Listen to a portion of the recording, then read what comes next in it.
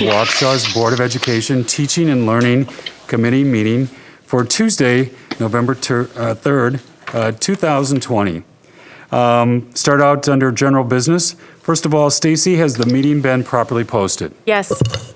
Thank you very much. Now will be our time for citizens to speak to the committee this evening. Before doing so, I just have a piece to read here. We are now in the section of the meeting where there's an opportunity for individuals to speak. As has been past practice, each individual will be limited to 3 minutes to speak in order for us to hear from our community and then to get on to the agenda of our meeting. Mr. Bryan will signal at the 2.5-minute mark in order to allow a wrap-up of your comments. We expect all speakers to honor our time limit, refrain from using any inappropriate language in any manner, and be respectful in their comments. Speakers who do not meet these expectations may be prohibited from speaking at any future Board of Education meetings. We also expect that the audience will be respectful of the speaker and the Board of Education and refrain from responding with verbal comments, cheering, applause, and other behavior that could distract from the meeting. And we will begin with our first speaker this evening, Ben Menzel. Ben, please come forward. We have 5. Welcome, Ben, and if you could start by stating your name and address, please. Your mic on? Sure.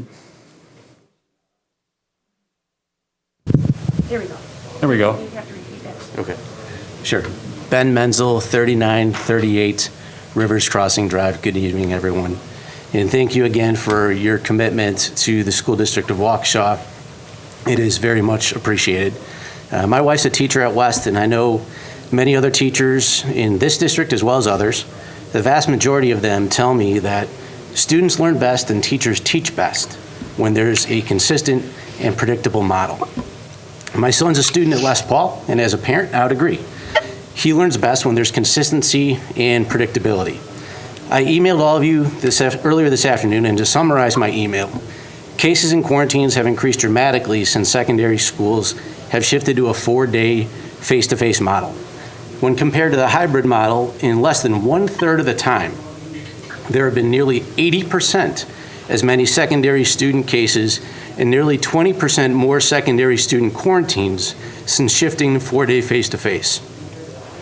The district unfortunately does not provide information on new daily cases or quarantines for staff like it does for students. However, the active cases and quarantine numbers for staff show a similar disturbing trend.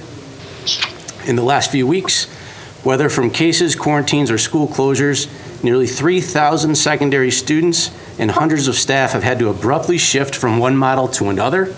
That's around 50% of secondary students and staff who have had learning and teaching disrupted since the shift in models. There's very little consistency and predictability in the current approach. Teaching and learning are being adversely affected. Meanwhile, there's been a lot of conversation about the need for gating criteria. Ben Jones, Waukesha County's public health official, actually did develop gating criteria for county school districts to use when deciding whether to shift from one teaching and learning model to another. Waukesha County district superintendents, including Dr. Siebert, chose to disregard this gating criteria or any other criteria. Currently, during a pandemic, no criteria developed with advice from medical professionals is being used. There are many examples from our surrounding communities and districts throughout the state. Developing gating criteria would not be an arduous task, as there is no need to reinvent the wheel. Unfortunately, regardless of what gating criteria it would choose, Waukesha County is in such a bad position that the district would likely be required to shift to a full virtual teaching and learning model. Now, I'm not here to advocate for that. I'm here to advocate for the development and use of gating criteria that will lead to predictability and consistency. Without gating criteria, this becomes impossible. While not ideal, the hybrid model was delivering a consistent, predictable model for teaching and learning. The shift away from the hybrid model was inconsistent with what was occurring statistically in Waukesha. And since shifting away from the hybrid model, consistency and predictability has been lost. 30 seconds. The data and happenings of the last few weeks suggest strongly that the district should shift back to the hybrid model, while also developing gating criteria to use moving forward. I hope this committee strongly considers this approach. Thank you all for your time. Thank you, Ben. Next this evening, Christina Berry. Welcome, Christina. Hi, how are you? Good. Thanks for having me here tonight. Just know what I have to say. I have a couple of items. I prepared a statement, but I also wanted to read one that was sent to me from a parent in the district who is also a certified physician assistant. Her comments are, to whom it concerns, Wisconsin is in an unprecedented viral surge, likened to NYC surge in March and April. Without action now, it is likely we will not have hospital ICU capacity in the coming weeks to care for our sickest. It is very clear that the current surge in Wisconsin correlates in timing from the start of the school, suggesting school reopening has significantly impacted viral transmission. From the beginning, reopening school without having the virus in check was an experiment, and it is the experiment that has failed. While the Waukesha School District has maintained there is little transmission in the school, unless you are testing every student who has been exposed 1 and 2 weeks out, it is difficult to know how much school transmission is occurring, leading to secondary transmission and contributing to the surge. And we also know viral transmission is occurring during school-related activities not directly related to in-class activities. The hospital systems in Wisconsin are strained in managing the current surge. And unless we act now, that will only worsen, threatening healthcare access and quality. And furthermore, leading to more deaths. Lives are at risk, including those who you serve in this district. While we can create more beds, healthcare systems will be limited by staffing, including physicians who specialize in critical care as well as nursing staff. Given the surge across the country, it will be difficult to pull staff and providers from other states. I urge you to do what you can to bring the virus down, including shut down activities outside of the school and consider a district-wide shutdown. In the very least, returning to a hybrid model would allow for social distancing. Other school districts, for guidance of public health and our community, have gone virtual, including Franklin, Oak Creek School District, due to the surge. While the school district is not solely responsible for where our numbers are today, closing our school district would send a message to our community that we care about their health and their lives, and would also signal to people to take this virus seriously if you care about the return to school. Throughout previous times during pandemics, school closure was a tool for mitigating surges, and while it creates hardship, the cost of losing lives is much higher. So, and I just wanted to say that I have 2 kids in the district. My one is coming off a virtual week of school at South. And I wanted to talk about the lack of measurable criteria for determining switching to different teaching models. When the board was determining what approach to take with school reopening at the start of the year, many people were focused on mental health of the children. They need to be in school for mental health, that's what we kept hearing. But children also need stability and predictability for their mental health. This is a difficult time for everyone that in a lot of ways lacks predictability, but there are ways that we can try to provide some of that, starting with measurable criteria to move between the various educational 30 models. seconds.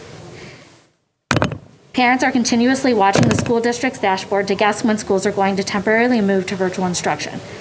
We have not been informed of the threshold of positive COVID cases and associated quarantines that will require the district or individual schools to switch modes of instruction. We've looked to the school board and administration to provide data for months now and been told repeatedly that we're reviewing the data, having discussions with the health department, et cetera, to determine which model of instruction we should be using. However, when we are seeing a dramatic increase in our cases, our administration decided to increase in-person instructional days. Thank you for your time. Thank you, Christina. Next this evening, Laurel Peterson.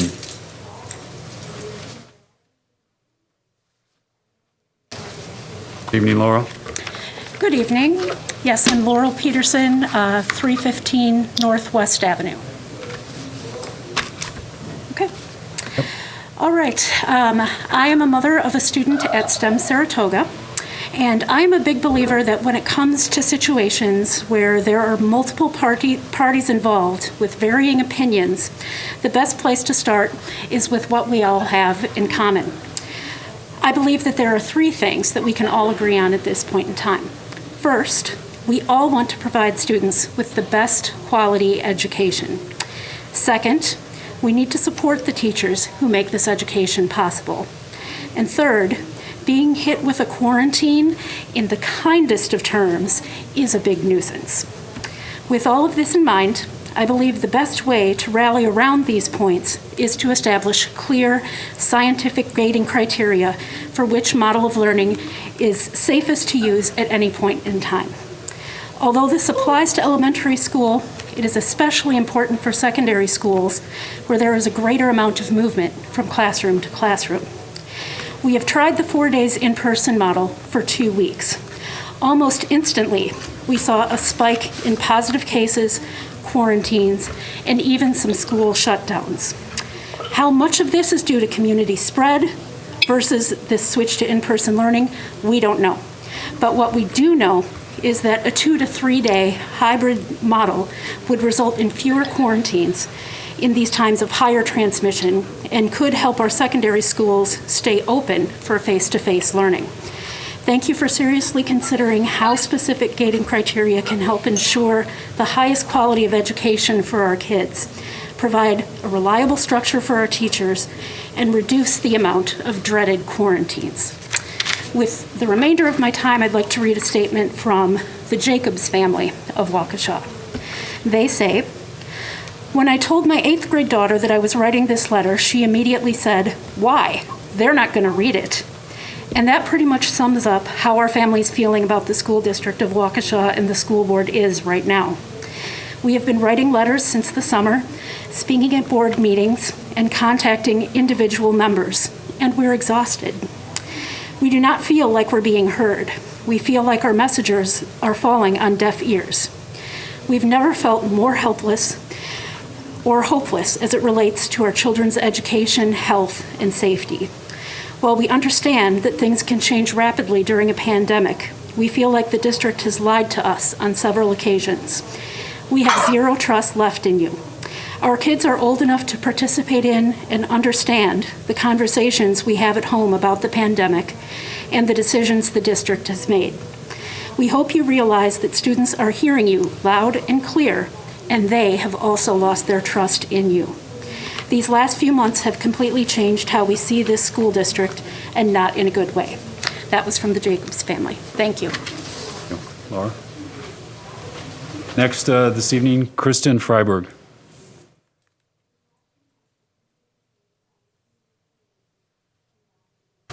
Welcome, Kristen, if you could. I have a handout. Okay. You could start by giving us your name and address, please. My name's Kristen Freiberg. I'm at 1234 Hickory Drive in Waukesha. Good evening, and thank you for your time. My name is Kristen Freiberg. I have 2 kids in the district, one in elementary school and one in middle school. On October 27th, the School District of Waukesha's Facebook page shared a Tip Tuesday, in which the importance of keeping healthy routines during a pandemic was emphasized. The post stated, "Children and teens benefit from routines that are structured yet flexible enough for them to meet individual needs. Creating structure can provide order and comfort during uncertain times." The week prior to receiving this tip, our secondary students made a shift from 2 days to 4 days. The data we've seen so far on 4 days of face-to-face shows us that in just over 2 weeks, 5 schools have gone fully virtual based on student absences linked to COVID.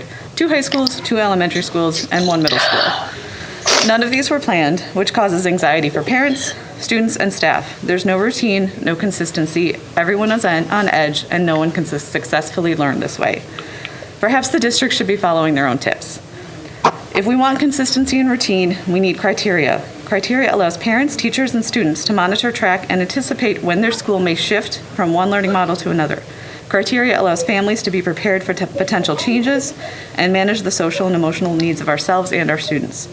The absence of proper grading criteria leaves our community in the dark and gives parents no clear indicator to anticipate when our students may shift from in-person to virtual learning and vice versa. Parents have been asking for criteria for months, and several board members at the last meeting requested the same data and information. I have included a packet for each of you with examples of districts that have clear measurable criteria in place, yet we still have nothing. In your own words, creating structure can provide order and comfort during uncertain times. Where is our structure? Clear criteria and a clear pathway for learning is the structure we all need to be successful during this school year. If I may, I'd like to use the rest of my time to share a couple of notes from other members who could not be here tonight.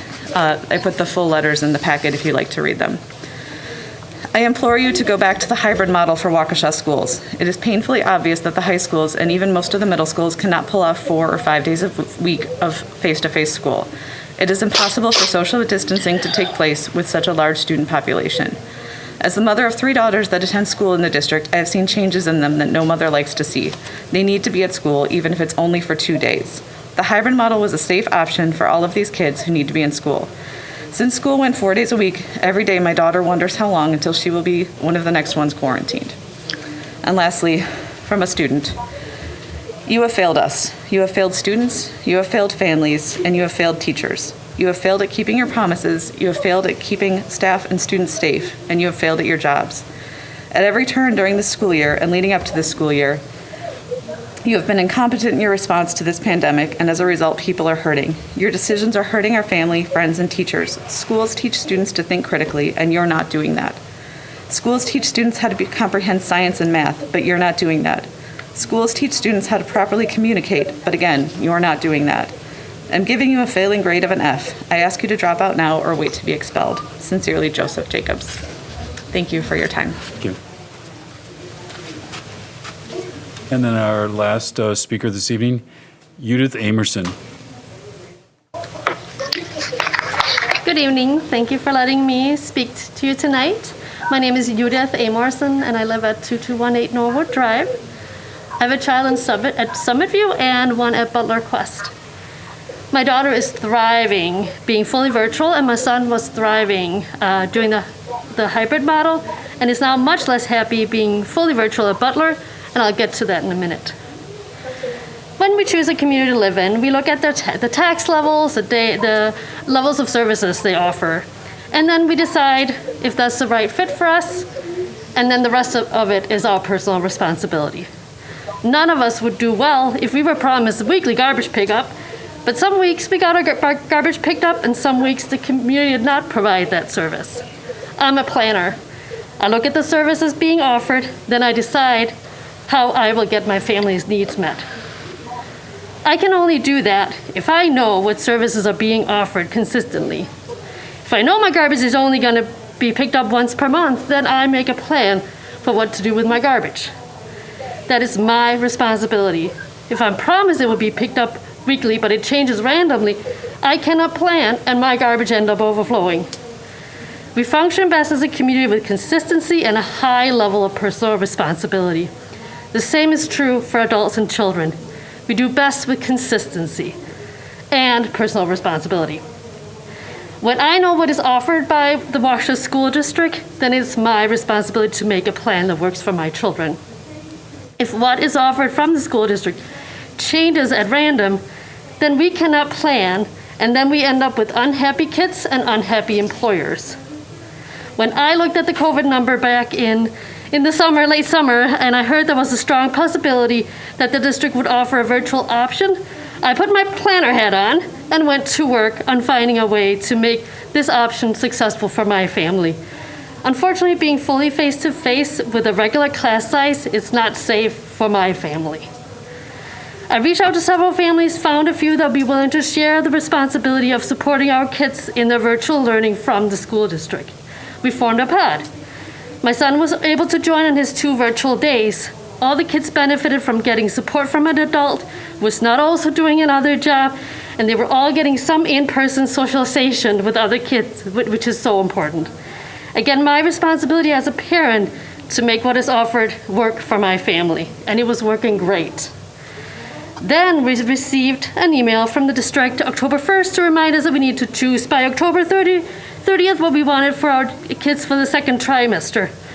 I informed my employer right away so she would have time to look at remote working for me until March 5th, which of course would also affect the rest of the organization that I work for. It was approved, we had a pod meeting, and most of the families were in agreement to continue our pod. Life was good. Then about a week later, we were informed that the middle schoolers have to attend 4 days face-to-face. A change in service level that was completely random. As mentioned before, our family cannot choose face-to-face at this time, so we had to choose fully virtual. 30 seconds. A big difference now is that he has to sit on his iPad all day long, and he cannot participate in our pod. he's completely isolated and is not benefiting from that in-person contact. Then a week or two later, we get an email on a Friday that we have until Wednesday to decide for the rest of the school year if we want to continue virtual. Again, I had to reach out to my employer, and thank goodness someone told me about this email during my workday because my employer was going on vacation the following week. So I was only able to give her a few 15 seconds hours to wrap up. To decide if I could work remotely for the rest of the 8 months of the school year.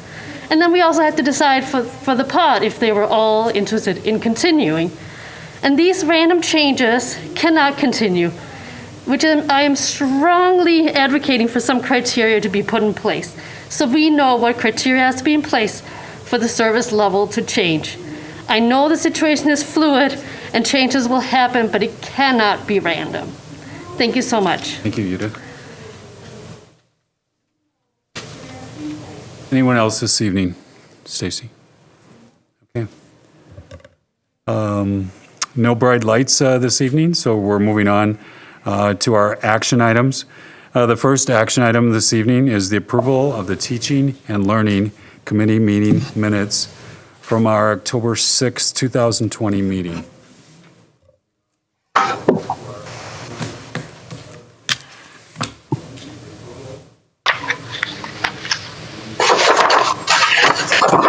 Baumgart. Thank you. And Mr. Bryan. Second. Okay. Any discussion, questions, additions to our minutes? Okay. We do have the motion and second. This time I'm going to be calling for a vote for the approval of our meeting minutes from last month. All in favor, please say aye. Aye. Aye. Aye. All opposed? Passes, Stacy, 5-0. Thank you very much. Next this evening under action items, we have approval of the stage, craft, and drama curriculum.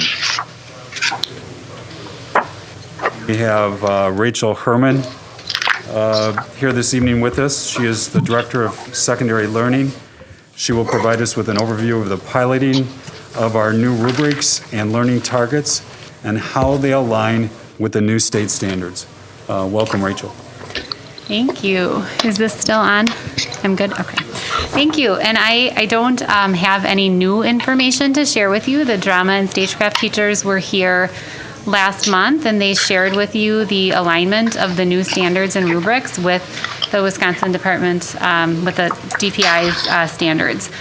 The pilot continues to go well. I was able to get into Caitlin Stone's classroom over the last 2 weeks, and her students' feedback continues to be what she shared with you at the board meeting, which is that the standards and the rubrics are much more actionable in terms of students understanding how they can progress in their skill set. And so we are seeking approval to move from a pilot to a full adoption of these targets and rubrics for the second semester of this school year.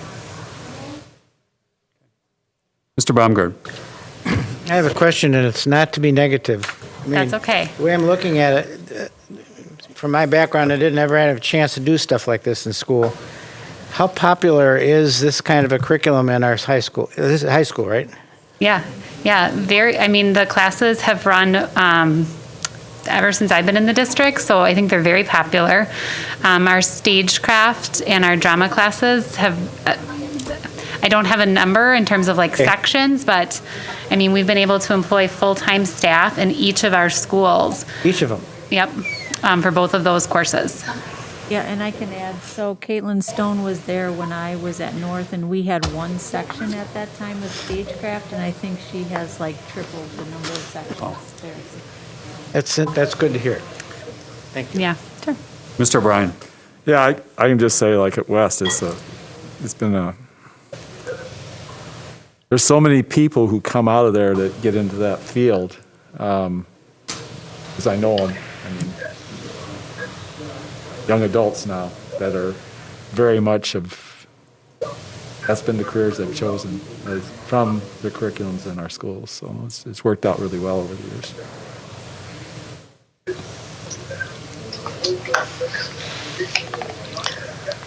Okay, I'm looking for a motion. Mr. Baumgart.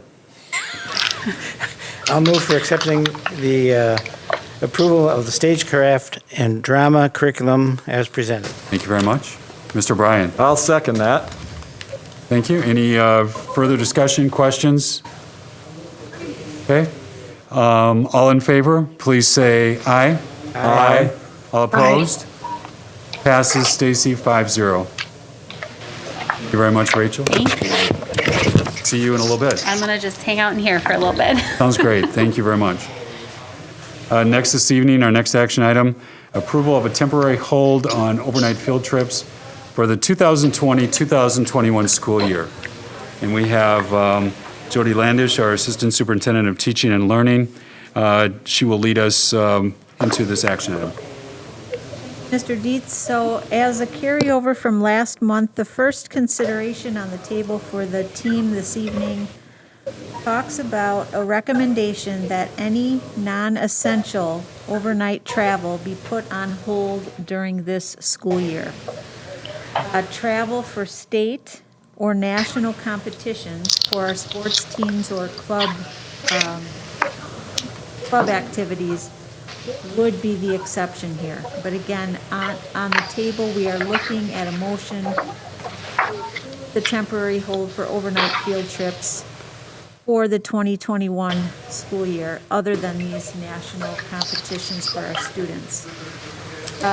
Stacy continues to do an excellent job to keep track of all this, and as you'll notice in the spreadsheet provided in your packet, we really were waiting on one trip in terms of the organization making a decision as to whether or not they're going to have the trip. The trip that is being waiting to decide is the post-8th grade trip for Butler Middle School that would involve the French, the trip to Montreal and Quebec. The reason you have additional documents on your table this evening is because we didn't meet the board packet deadline for Wednesday. We got this information on Thursday, and a big thank you to Jennifer Rath and her teacher team for putting together the details of what delaying the trip, canceling the trip implications would be.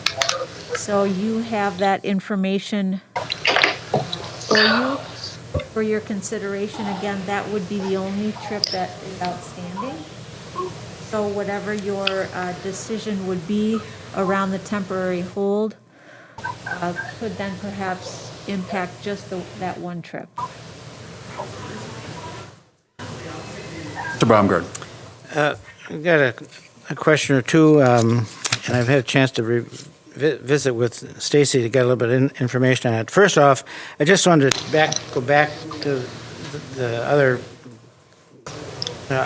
trips on here, the women's and men's cross-country trip. Did that take place? Excuse me. Did that take place? I just was curious. It actually did, but they changed the location, so it didn't end up to be necessary to stay overnight. Oh, okay. So that was done. Yep. In visiting with Stacy over the phone today and learning a little bit more about it, back to the Montreal and Quebec, I do understand why they are concerned about doing something now, because they will lose dollars regardless if they do it not between now and, you got the numbers right in front of me, right? February. February, okay. And there is always the possibility that they could have this event, and they still can cancel at the same rate of loss if they wait a couple months. And at this point, I'm quite comfortable with that. If they wait longer, it almost doubles their loss. So I think they have to make a decision for that at the February time. And that's, I guess, where I'm feeling this. Mr. Como. Yeah, thank you, Greg. Just along the same lines, and just so you guys know, rustling of papers are really loud. Now, you're going to have to move papers around, I get it, but try and do it a little further away from the microphones if you can. But to continue the conversation that Bill started there, one of the things that I wanted to point out in one of the documents that we received is there is an option for delay for this group. And so my thinking was, if we went forward with not allowing anyone to travel throughout the rest of the school year, which essentially would cancel this trip to Quebec, perhaps what the group could do is they could get together and determine whether or not they would want to delay the trip for 1 year. And since they're 8th graders, they'll still be around in 9th grade, so that is a practical thing that they could potentially consider. And we could really leave it up to them, whether they wanted to delay or they would want to cancel the trip. Because it would be still good if they decide by the 24th of February that they want to delay the trip for 1 year. That's fine. There's no penalty at all. So I just wanted to point that out. So if we did decide to not allow any travel for this year, with the exceptions that were noted by Jody, then this group could determine what they wanted to do going forward. Mr. O'Brien. I guess I have a question. I don't know if anyone can answer it, but what options have they considered to lower the cost per pupil, and how many pupils are involved here? I guess first is how many pupils are involved?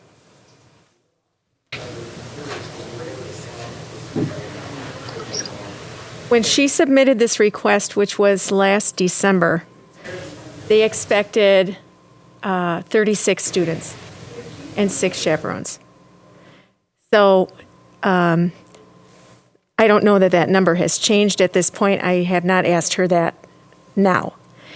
Regarding the costs or the amount of money, do you ask that too? I did, after speaking with Mr. Baumgart, I did contact her and asked her if she had an idea of how much money has been spent so far. And she did indicate that they haven't been able to do as much fundraising as they hoped at the time they asked for the trip because of COVID, but that parents or families were making payments monthly to the tour company. So I assume more than the $350 that they would lose has already been paid if they canceled the trip. Okay, I guess, when do they have to make a decision on this?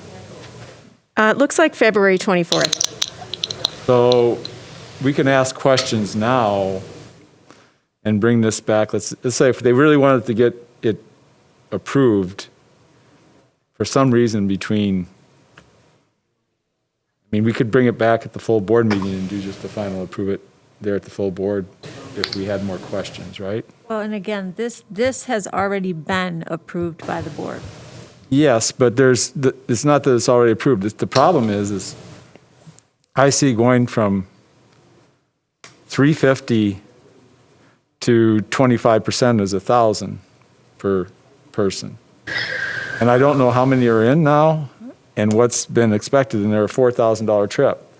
And if this moves to the summer, then that's a different type of trip than one that's done in March, because then their costs might go down, right? It might be, instead of an airplane, it might be something else, right? A Greyhound bus or something like that. I believe for this trip, the trip is scheduled for June of 2021. And so the issue is that they need to make a decision by February so they know where they stand with whether they're going to postpone for a year or cancel altogether, or how they're going to take care of this. I don't think that mode of transportation would change, depending on what's decided. I do think that the board members and the committee and the board could make a decision about not allowing additional trips this year to the end of the school year, and decide at another meeting whether or not to give them direction, because we have until February before they have to really decide something. That's up to you as a committee and the board. Yeah, I'm just trying to, the mode of transportation is what right now? It's an airline ticket. Yes. Yeah, it says airline Airplane tickets. to and from Montreal, coach bus between Montreal and Quebec. Montreal and Quebec. So they're flying to Canada and then they're taking a bus in Canada. And right now, I'm not sure whether they can go to Canada. But, Right. but again, this isn't until June. So before their cancellation increases, they have until the end of February. Correct. Because they've already have the $350 is already a cancellation fee they have to pay, correct? If they cancel.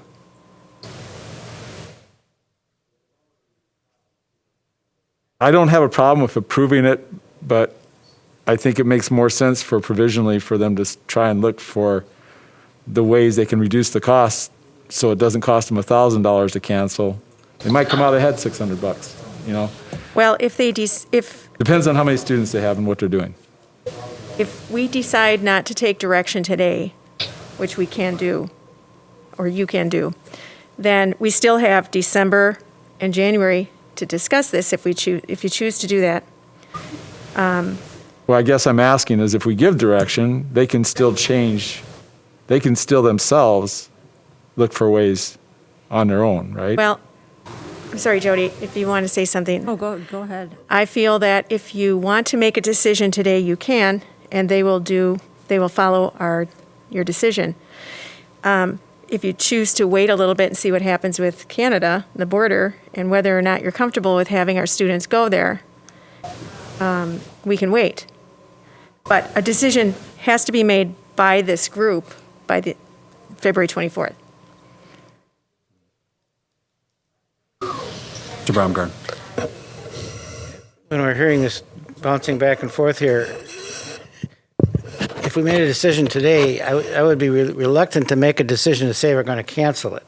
Right. Because that takes away all opportunities for something to happen in February or even go on to a delay. So I would be opting for, as somebody said, we can say we're not going to have any more trips, but this one is sitting in the basket waiting to see what we're going to do with it. That seems perfectly fair, and nobody's going to get hurt by that. And they have to make a decision, and then we can talk about them in February at that time, rather than today. Yeah, I'm just saying, why don't we agree to continue to allow it, but they need to come back for a final approval at, let's say, the January meeting. That gives them 60 days to figure out what their plan is. We know how many kids in it is. Maybe they'll change the plan. I don't want to just say we're approving a $4,000 trip per student, which is a $1,000 cancellation now instead of $350. I mean, Mr. Coleman. Mr. Coleman, go ahead. Okay, thank you. Yeah, just from my perspective, I'd like to be consistent across the district on whether or not we're going to allow any travel. Again, there were a couple exceptions that were pointed out by Jody, and I personally think that I'm not really feeling comfortable letting these students go forward in June. I know we approved it back last December. We haven't gotten through this thing yet, and we have a ways to go. So maybe what we could do, if we, again, were consistent and said, look, really there is going to be no international travel. If we decided to do that tonight or next month, I'd be fine with taking another month. And if we did take another month, perhaps what we could do is go back to the group and see how many people, let's say they couldn't go this year, but how many people would like to delay the trip for one more year? You know, everyone might be saying, hey, sure, I don't mind if I'm a ninth grader and I go. We may find that nobody wants to do it. but we get their input on that. And then you might find that some want to cancel individually, but many don't. So I'd kind of like to get their feedback on, and I'm looking at specifically the options for delay and cancellation. I'm assuming everyone read that and knows what those options are. Yes. Ms. Landish? Okay. Right, I mean, Well, just, so I guess that's where I stand. I think we should still be consistent with really not allowing the trip right now. I'm just not comfortable with it in June. Mr. O'Brien? I'm not comfortable with the airline part of it, just because the airline, even it says on the 75%, there's still a deduction for any penalty the airline would do. So it could be more than $1,000. It could be $1,500. So I think they should get together with the tour company and try to figure out a different plan that would lower the costs so that, the ultimate cancellation fee would be lower. And also, we need to know who really is interested in this, because we're talking about, we need to know what the commitment is if we're trying to get a budgeted cost. It seems to me like we don't know how many kids, so we're just going to pay $4,000 a kid, because when it might be 5 kids at $20,000 or 30 kids at $120,000. I don't know.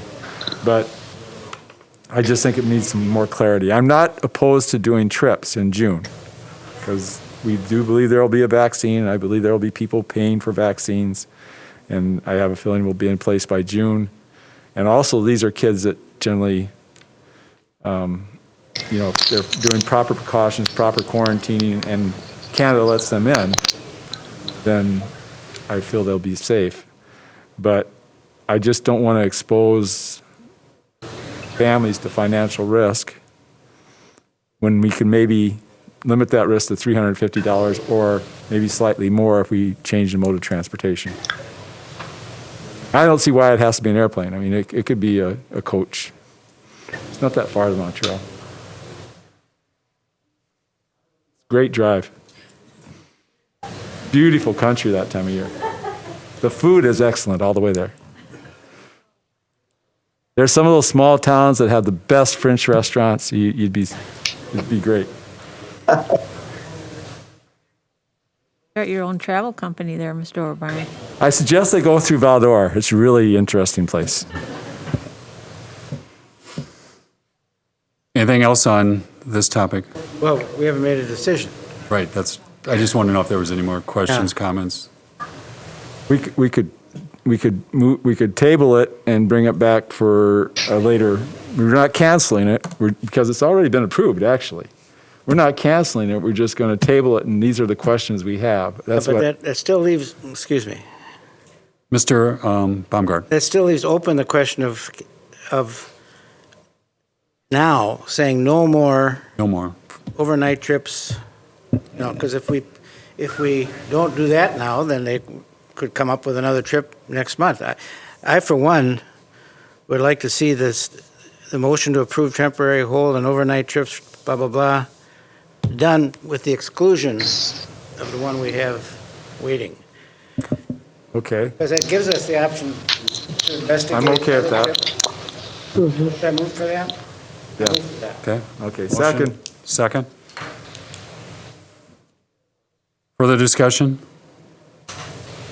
Mr. Como? Would you repeat the motion just to be clear? Mr. Baumgart?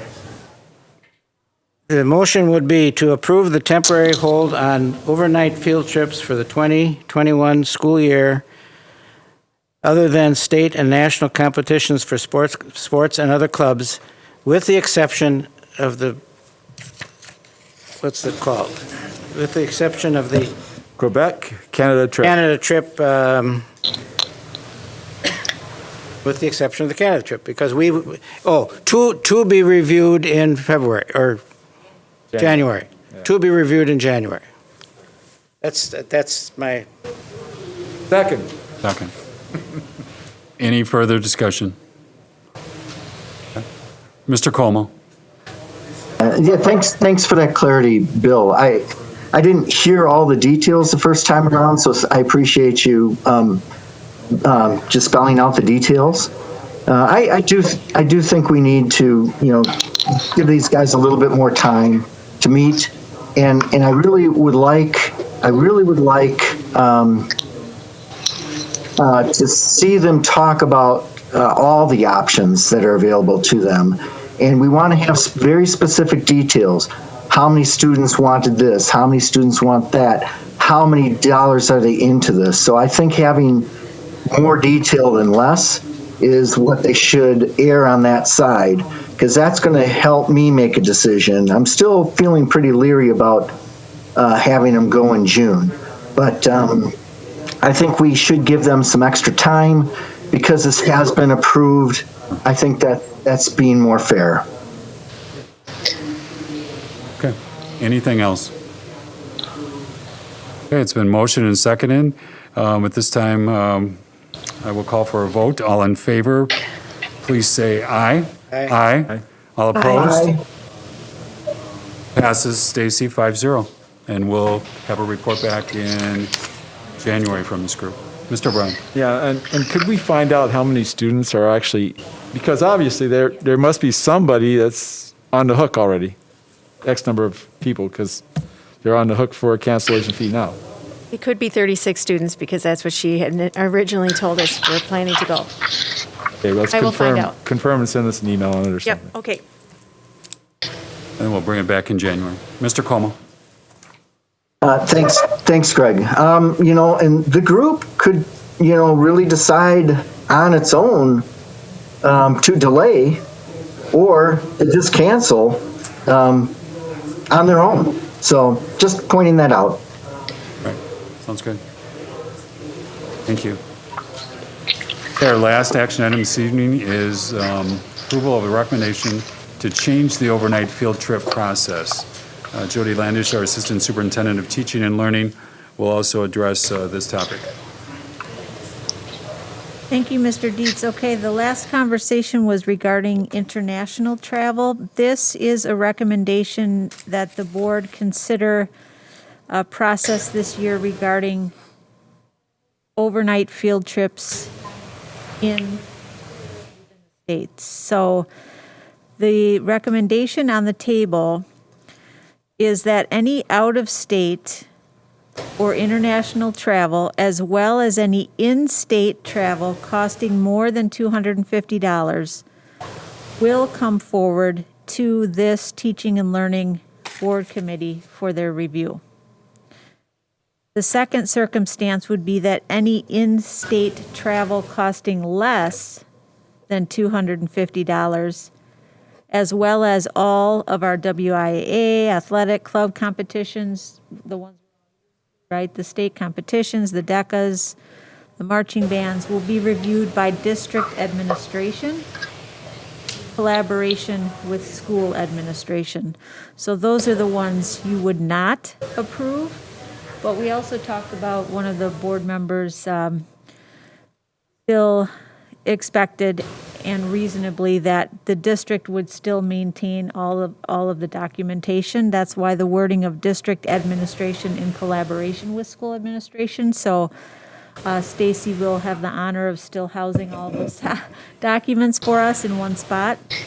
So again, should this process be approved by this committee tonight, we would then, and obviously Dr. Cook's in collaboration with this, we would then bring forward this language to the policy committee to make amendments needed at that time, depending on where you go with this. So that's open for your discussion.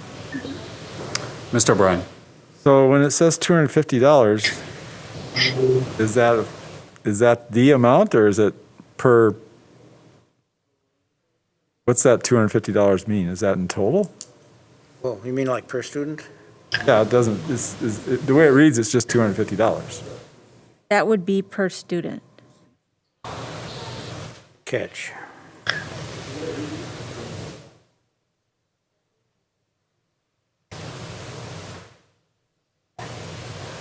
Okay.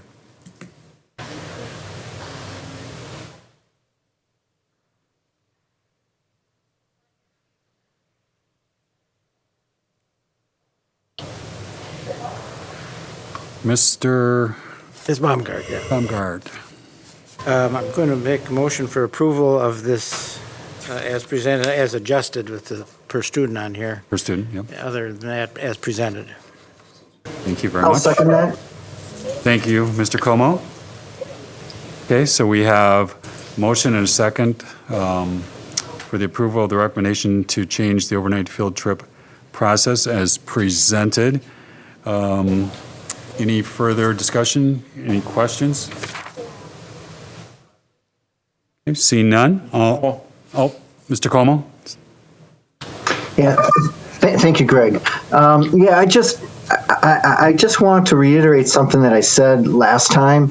We have spent years really evolving. This process that we have in front of us has evolved quite a bit over the years to the point where there are many details that we worked out that I think allow us to be at this point right now. And there's a lot of hats off to many people, Stacy and Jody and their team, really getting the details that have gained the confidence of this committee, I think, over the last few years to really get the details that have made this kind of approval easy for us in terms of whether or not we should allow students to go on a trip and whether or not the students will have the appropriate fundraising available, and students that have needs, financial needs, that are able to come forth, in private and ask for, some help. Those kinds of things have been really, I think, well detailed and designed over the last few years. So I just want to thank your team, Jody and Stacy, and everybody else who's been involved with that process. And then, Ms. Landers, I would assume that if this is approved this evening, that it would move on to policy committee as needed. That's correct. Okay. Good. Any further discussion? Okay, we're going to take a vote. All those in favor of approval of the recommendation to change the overnight field trip process, please say aye. Aye. Aye. All opposed? Passes, Stacy 5-0. Thank you. Moving into our discussion information items this evening. The first one is Mathematics Vision 2020, an update on our piloted resources related to this for this school year. And we have Rachel Herman, our Director of Secondary Learning, here this evening to give us an overview of this discussion information item, as well as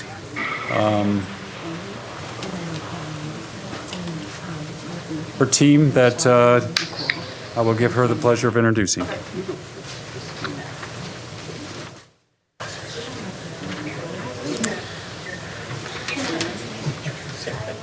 We brought the math posse with us tonight, so we've got a lot of faces to introduce. Stacy, it's saying I cannot airplay. The signal is too weak. Are you able to airplay the presentation?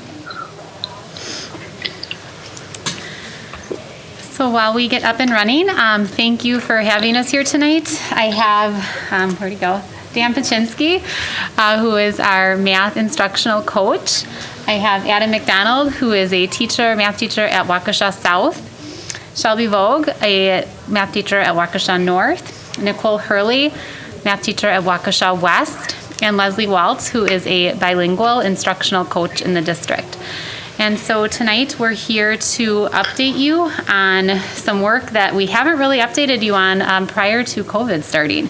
So a lot of math visioning work that has happened last year and into this year. And most specifically, we're going to share with you how we've been rolling with the pilot programs. Thank you. So you approved last year a new scope and sequence that would be adopted in the school district. And for this upcoming year, we will be launching in the 21-22 school year, Integrated Math 1, which will be a new course. And just as, again, a reminder, because it's been a while since we were in front of you, that course will replace our algebra courses, including our remedial track algebra. All students who were on pace to take algebra will be placed in Integrated Math 1. Students who are currently taking algebra will continue on their accelerated track. And then the following year, we'll implement integrated math 2 and again, follow that sequence. So our work this year, and a true testament to the teachers, despite the fact that they are teaching in a pandemic, despite the fact that they've had to pivot multiple times throughout the year, they are, again, plugging ahead with piloting these new resources. And so our work for the year really entails trying out 3 new resources in an attempt. What's that? Hey, Greg, we don't see the presentation. Is there a way we can see the presentation?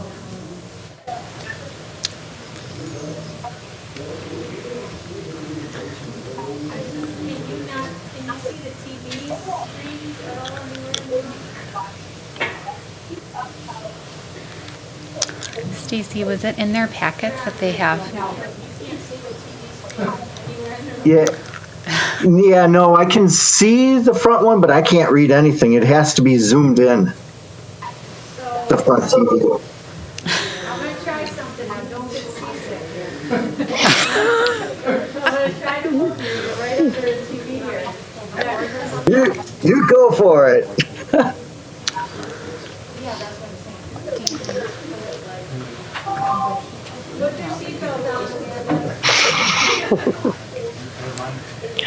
I can do it. I can do it. I can do it. I can do it. I got it. We see Bill. I heard that. Sorry. Yeah, you'll have to tilt it.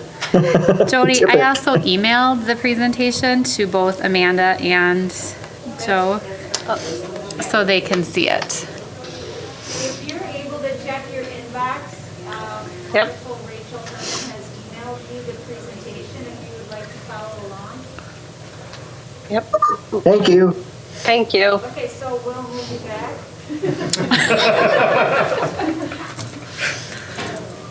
This is kind of what it's like teaching in the pandemic.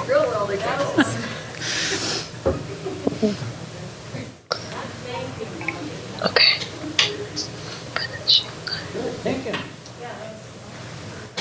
Okay. All right, so we are on slide 3. Like I was saying, our work this year is our teachers are continuing to pilot the 3 resources that would be used to support integrated math 1, 2, and 3. They are currently soliciting both teacher and student feedback around those resources. In November, so next week, we'll be meeting with all teachers who have participated in the pilot to share strengths, to look at areas of improvement, and then to come up with our recommendation of the pilot that will be, of the resource that we'll be moving forward with. After we have that resource, we'll move into designing our syllabus as well as our units of study. We'll be back in front of you come spring to share that syllabus with you and share our scope and sequence. And then our hope is that by the time we get to summer, we can design our syllabus for integrated math 2 and start to explore the earned honors component of that course. We still have, of course, the full year before that course would be implemented. So we are being a little ambitious, but that is our hope as of right now. The stakeholders, so, this is really big work, and we wanted to make sure that we have representation from multiple stakeholder groups as a part of it. And so our stakeholders, you'll see we have representation from all of our high schools. Our middle schools, we obviously have 8th graders who do take algebra, who will be taking integrated math. And so our middle school teachers will be onboarded to this second semester once we identify that resource. Our families have been involved through the District Curriculum Council. We've been updating them. Dan Paczynski, as well as Dan Kieser, formerly in this role, visited each building's site council last year to inform them of the work. And then we've been working with counselors. So I just met with all of the counselors in the district about 2 weeks ago to update them so that as they move into conferences, as they move into scheduling, they're talking to parents about these options. And then lastly, our community. So we obviously wanted to make sure that we're not making a move that's not supported by both local colleges and universities, as well as our industry leaders. And so Molly Heilberger has been involved in this work, working with all sorts of programs to make sure that, again, this integrated approach is truly what is best for students. We're also working with local area school districts. So the School District of New Berlin, Elmbrook School District, McGuanago School District are all piloting some of the same resources that we are. And so we collaborate with them quite frequently around feedback and next steps. So Dan's going to talk to you a little bit about our process for narrowing the resources. I've described this as a pretty lengthy ordeal. So no matter what one we land on, we're really going to be sitting in pretty good hands. So I'll let Dan take it away. Good evening, everybody. Yeah, she just really summarized it. Exactly what I want to really talk about today is that we spent a lot of time getting down to these 3 resources and a different collection of teachers that what you saw on the previous slide was involved in vetting actually 8 different resources. And they went through a painstaking process of going through each one of those resources and looking at them at the surface level to determine which ones we really wanted to test out with our students, because we know that's really critical. So all of our teachers in our district at the secondary level were able to nominate different resources that they thought were of high quality. That happened back in the spring of 2019. Following that up in the fall, we went through and a curriculum working team and standards team dug back into our state standards and tried to really figure out what an integrated approach could look like. Once again, mixing algebra, geometry, and statistics across 3 years rather than having siloed courses. So they went in, they did that, and they were able to actually come up with an idea of, hey, we need to figure out what we want mathematics instruction to look like that would be best for all of our kids. So they came up with created a vision of excellent mathematics instruction. And in order for us to really vet these resources, we created rubrics that align directly with what we want to see in math classrooms. So the rubric that we used really hit on our keys for Waukesha success, not someone else's success. So we're really excited to do that. We're now down to 3 resources, and we're testing them now. And I can't wait to hear from all these great teachers that are up here to hear about all the great resources. All right. So Shelby's going to talk to us about Reveal. Hello. So I'm going to talk to you about Reveal. It's one of our resources. It's probably a more traditional resource, more aligned with maybe what you would think of a more traditional math class. One thing that I thought was really interesting was that they have personal tutor videos. They're not exactly the same as the notes, but they're very similar examples, and they're offered in both English and Spanish. So I thought that was nice as a way to reach a lot of our students. There are questions to help guide teachers, to help students with their own mathematical discussion. So it gives teacher prompt questions for maybe how to get kids to dig a little bit deeper into the content, which I thought was also really helpful. And they also offer Ignite and Explore activities, which really give our students the opportunity to think outside the box and to look at mathematics in a different way than they might be used to, which I think would really help them better understand the content as a whole. A couple things that, areas for improvement. The note presentations in the online format are all on separate pages, separate web pages by section. So I think that makes it a little bit difficult for students to view the chapter as a whole for when they might be reviewing for an assessment or just reviewing for their own general knowledge.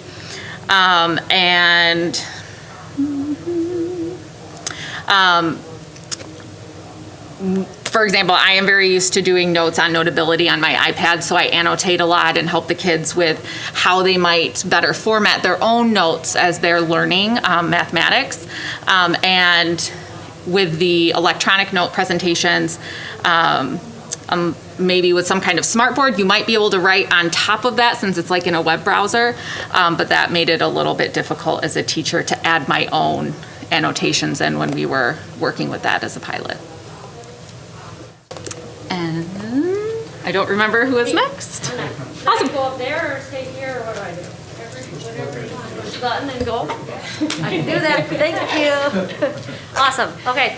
We're currently at West in the process of piloting Agile Minds, and we are finding some great strengths and a couple of areas of improvement. But I would say the biggest area of strength is that this curriculum really promotes the kids to read, write, speak, and apply math to the best of their ability in all lessons. It's not just like the intro lesson that they have to read.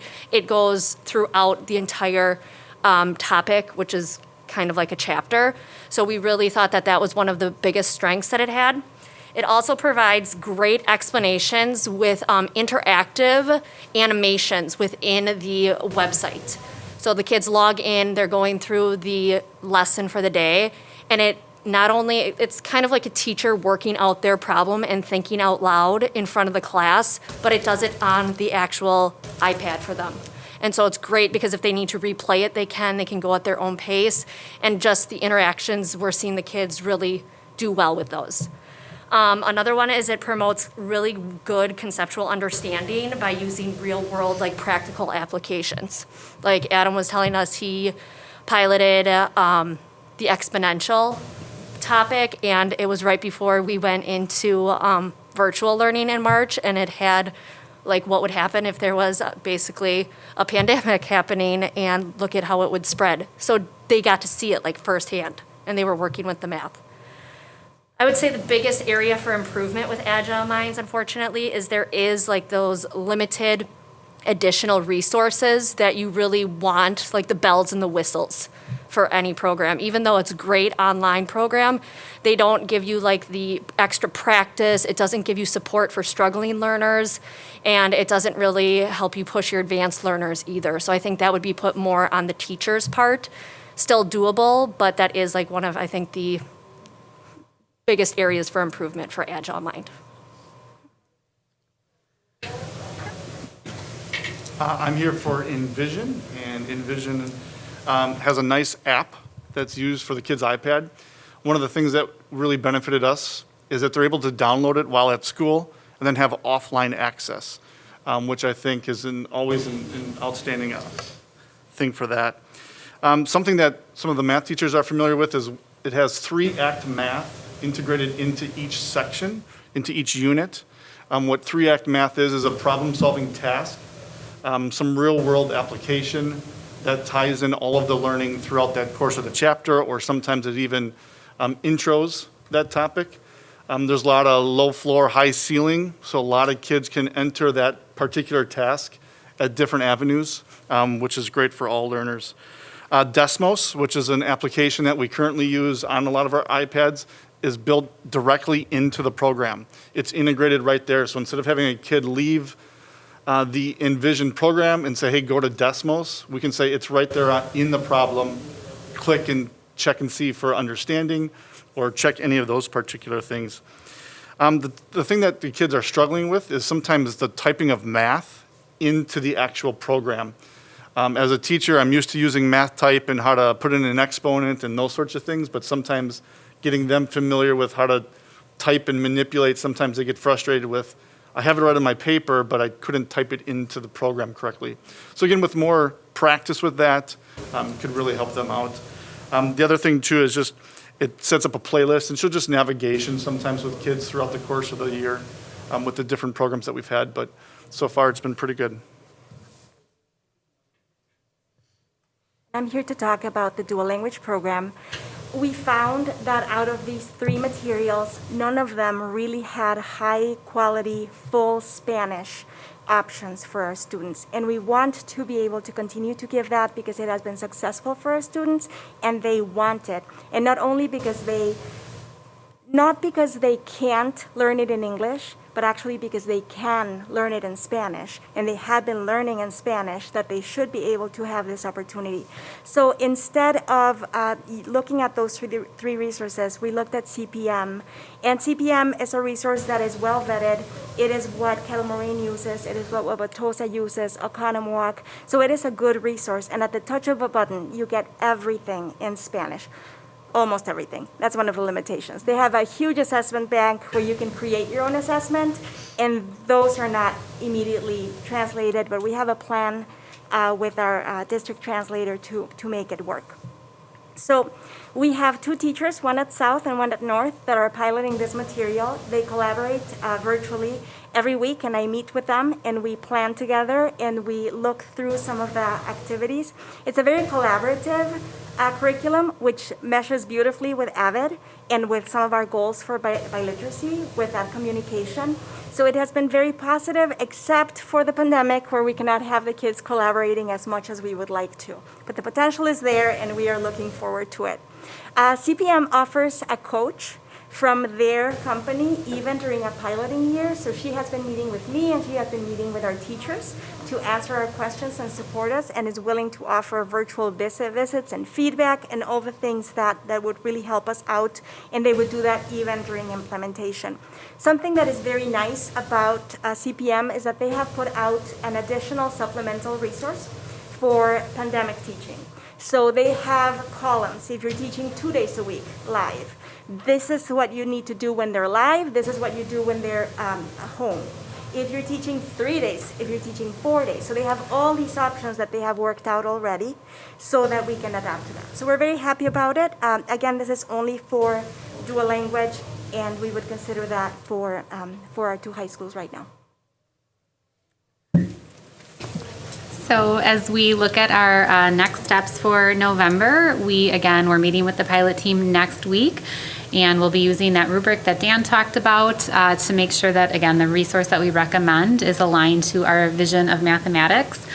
We have begun to work with our vendors around pricing. So this is a pretty detailed process, but when we look at the price tag of the cost of this, we would want to be really thorough in what we do. And so currently we're looking at anywhere from $250,000 to $350,000 for any of these 3 resources, and that would be over a 6-year window of time. So it's a 6-year license.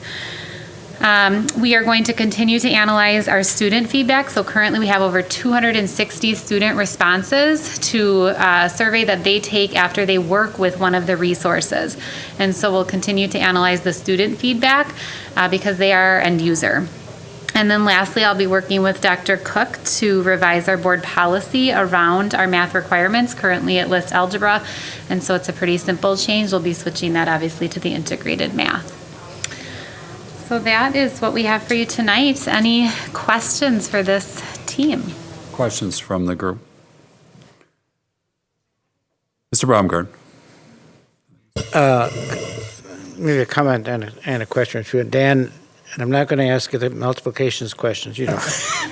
But you might be the only one that recognized this, and I appreciate the response that you've gotten today.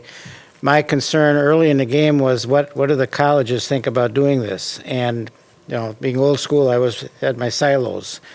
But from what I heard today, the colleges are receptive to doing this, and it makes perfect sense. Good question there. Good answer there. The other thing, I do have a question because it came up once or twice in the various resources. And Leslie, you tipped me on it real quickly. AVID. We've been very successful with what we've been doing in AVID. And, one of the issues you had someplace was note-taking and a couple other things along the way. Are we at all in competition here? Because this should be, they should work together. Andy? Oh, go ahead. Yep. I think in all of the resources, there's always a great idea in there where it says, here's where you can do collaborative groups, here's where you can do partner work.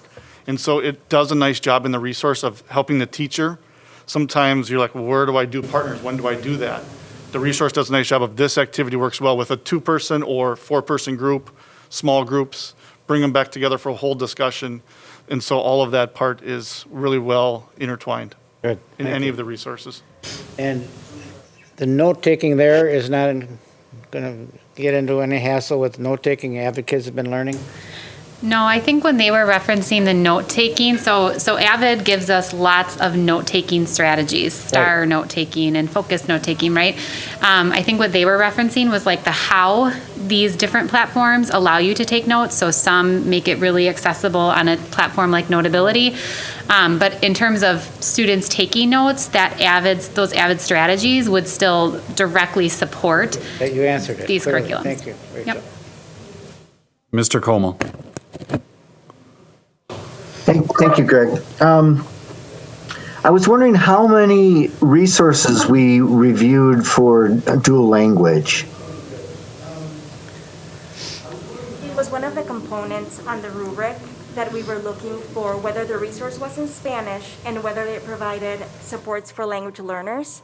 And we found that they included some of the resources, but not everything in the way that it was as comprehensive with CPM. So it was something that was looked at for all 8 of the original pieces.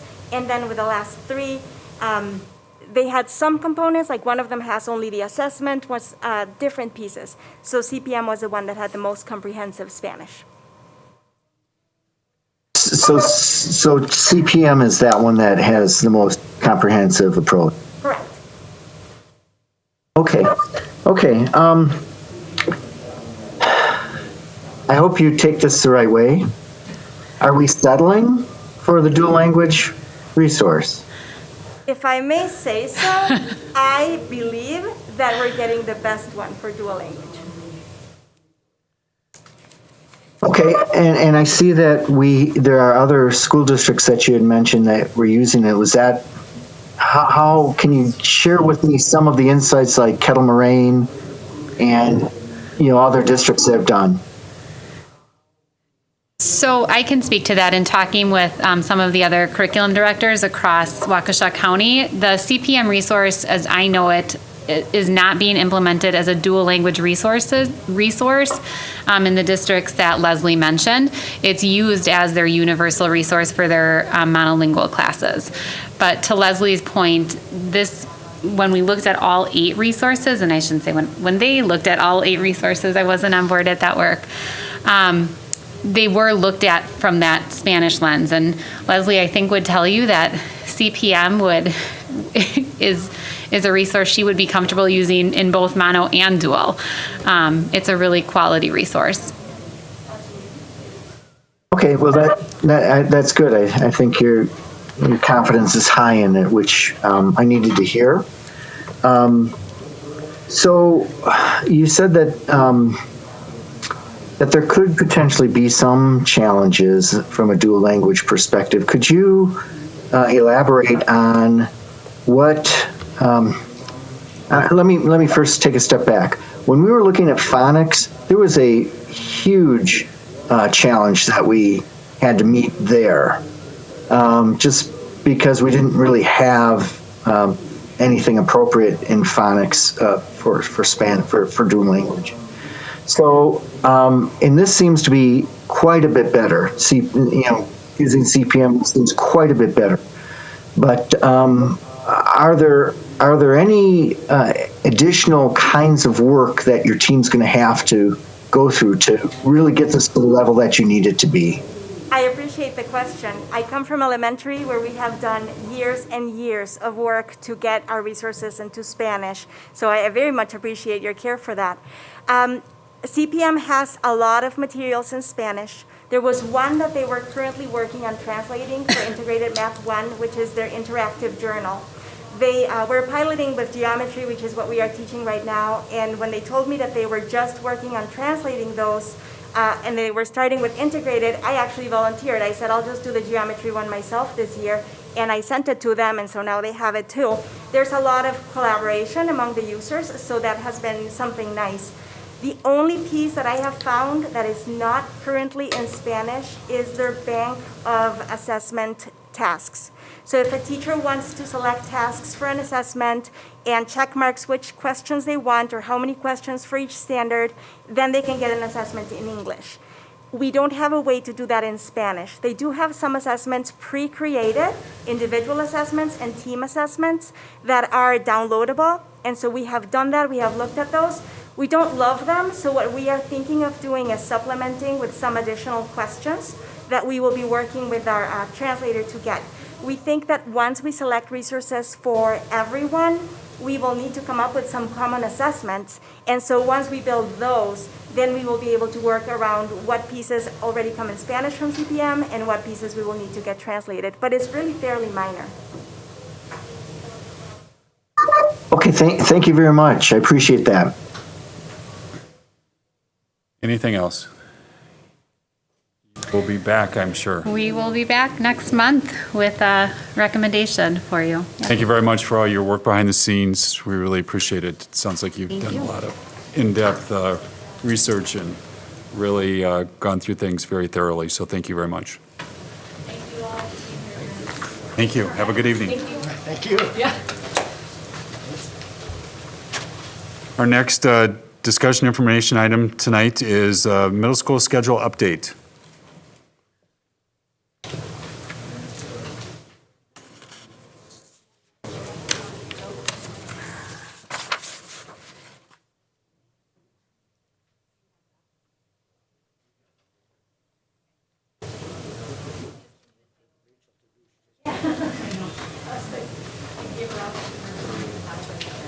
I see Bob Pleasanton, principal at Horny Middle School. We have Jason Sadowski, principal at Butler Middle School. Bob Bennett, principal at Les Paul Middle School.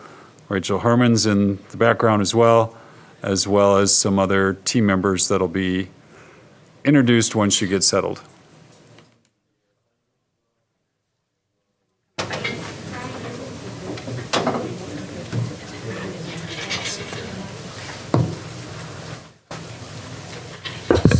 Good evening. As we're pulling up the presentation, I just had to adjust to our new setup in here, so.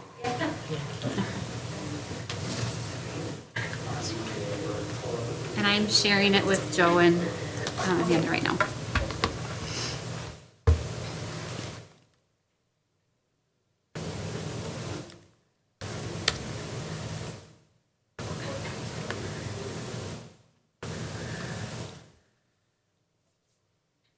All right, can you hear me okay? All right. So before I turn it over to the rest of the team, thanks for, we are back. We visited with you last month, so thanks for having us back. Today specifically, we're going to be talking further. I know this is a discussion item today about our middle school scheduling. This is really an informational session, a chance for you to dig deeper on some questions. And specifically, our presentation is addressing student achievement in the area of literacy. So our group, you can advance the next slide. Our group makes up of Ryan Green, Les Paul Middle School, Math 6 and Avid 8, Rob Bennett, principal at Les Paul, Jabin Drigenberg, orchestra teacher at both Horning and West High School. Myself, Bob Blessington, I'm the principal at Horning. Rochelle could not be here this evening, unfortunately. Sarah Vandenhoevel, literacy and social studies teacher at Butler Middle School, and Jason Sadowski, principal at Butler. So thanks for having us. I just want to recap. This group has been meeting for the past 10 months. It'll be a year next month. So the committee, and we're just a representation of the committee, is composed of teachers from all three middle schools, along with elective physical education and core instruction teachers, and middle level and district level administrators. So I'm going to turn it over to Sarah. That's going to go into kind of the meat and potatoes of our presentation today. Okay, so the first thing I wanted to say is I'm a really visual learner. So I understand the temptation to just like jump right into the data because it's like right there in front of you. But I just wanted to explain a few things before we do that. Okay, can you hear me now? Yeah. Okay, sorry about that. So I'll start over. I just wanted to say I'm a really visual learner, so I totally understand the temptation to jump like right into the data that's on this slide. But I just wanted to explain a few things before we do that. So first, while language arts is not the only course where students receive literacy instruction, literacy education is the backbone of the coursework in that particular class. And second, CLM, or the Comprehensive Literacy Model, is the framework for literacy instruction in our district at the middle school level, and of course also the elementary level. So just a quick review, these are many of the main components of CLM. Close reading of common texts, and we call those language workshops, analysis of text, discussion around text, the use of metacognitive strategies like thoughtful logs and reflections, literature discussion groups, strategy groups in reading and writing, mini lessons, and conferring, which we often refer to as the heart of any workshop model, since it has the most direct impact on an individual learner. Each of these components requires instructional time to be successful. So I have been fortunate in that I have taught 6th, 7th, and 8th grade literacy in some capacity in the CLM model over the last several years. So I can tell you in 6th and 7th grade, there is an extended double block for literacy instruction during which these components occur. And sometimes even then it's still a tight fit to get all of those things in and really feel like you're meeting the needs of your learners. In 8th grade, we attempt to do the same work in half the time because we just have the one class period. So we've really tried to shift it. We've had students do reading and writing outside of class so that our in-class time is focused on the close reading, the analysis, the mini lessons, the literature discussion groups, and as much conferring as possible. But truthfully, that is the biggest struggle with our current schedule. There is never enough time for that conferring. And that, of course, was in a pre-COVID scenario, so you can imagine how pressed we are now to try to fit it all in. So now that background kind of established, now we're ready to look at the data on the slide, which shows the forward reading test results for the last 3 groups of 8th grade students who took the test. Remember, of course, there's no 2020 data because our 8th graders didn't take that last year. Each respective grouping of bars shows the data for the same group of students as they took the reading forward test in 6th, 7th, and 8th grade. And there is no 6th grade data for the 2017 group because the forward test was not administered. That was the year that we did the Badger test, so there's no way to compare that information. If conferring is the heart and also the piece most affected by the lack of instructional time, it makes sense that we tend to see an increase in scores for the same group or cohort of students as you move from 6th to 7th grade, where there is time for many and all of the CLM components, but there's a decrease in scores when you move from 7th to 8th grade, where there is not. So as a committee, can we move to the next slide, please? As a committee, we considered several priorities when we were looking to create a new schedule for our middle school students and staff. And these are all priorities that came out of the work that we did as a committee. So one of the things that was really important to us was maintaining the house model and bringing the house model to the middle level teams that weren't already using it. Maintaining that longer literacy block and having common planning time for the members of the house team to do the planning together. We also really wanted to have a flexible period for students because we know that that's a good way to revisit the learning that they're doing in any of those core classes, but especially literacy and math. It was really important too to allow for blocked time, which allows for longer class periods. And we also really wanted students to have the opportunity for really rich elective experiences. Middle school is the time to experiment and to really have a chance to see the diversity that's possible. And so we wanted to have a schedule that allowed kids to have an experience in each of those elective courses before they made decisions, further on. Okay, so I'm gonna turn over to. So I believe we shared this slide with you last month as well, but we'll just kind of touch base again. So Sarah mentioned the house model, and these are just the components that we as SDW recognize as components of that house model. The things that we're aiming for is having an advisory structure where every student has an advisor that is basically the point person for families and for as an electives teacher, I know who to speak to when I'm struggling with a student. There's a point person, and I know that this group of teachers all work with that student. And then that brings us to the core teachers that they have the same group of 2, 3, 4 teachers for their core subjects. And the students are all in cohorts, so they're assigned to that one house, that one group of teachers. And then as much as possible, aiming to have the house team, a physical location, their lockers are close by and the classrooms are close by, and they're not having to, traipse all across the school to get from their social studies to literacy courses.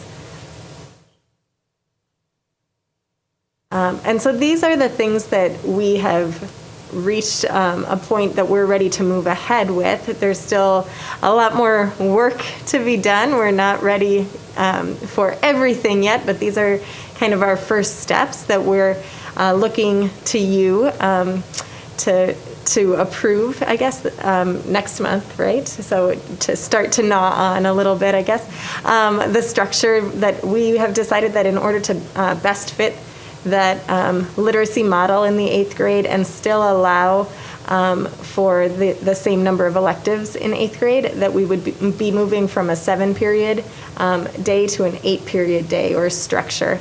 And yeah, I'll move on. Okay, so and that, as I said, that allows us to allow more time in 8th grade literacy. That extra chunk of time would go to the core in 6th and 7th grade and maintains the elective options in 8th grade. We're also in hopes of really giving our students that full elective experience, removing the option for students to opt out of their final 2 elective experience courses in 7th grade. So we used to call it a wheel, where they had to complete all of the elective courses in 6th and 7th grade, those quarter-long, I guess at that time it was a 9-week course. Now they're, or 6 weeks, and now they're a 9-week course. But so they would continue that into the 7th grade. And so this is the last piece of it here is that for this first step to really get the ball moving, we're looking to run a straight 8-period day for next school year. We aren't sold on that being the ideal final end-all be-all, but that will get us at least that literacy time in the 8th grade and still allow for the electives experiences to continue as well. And now I'll turn it over to Ryan. Yeah, so the last slide, basically this is similar information, but just kind of laying it out side by side so you can see some of the changes, and I'll try to talk you through some of that. First, the difference would be moving from a 54-minute current class period in our 7-period model to a 46-minute class period, which is how we were able to get an extra period in the day, move from 7 to 8 is with running the straight 8 schedule.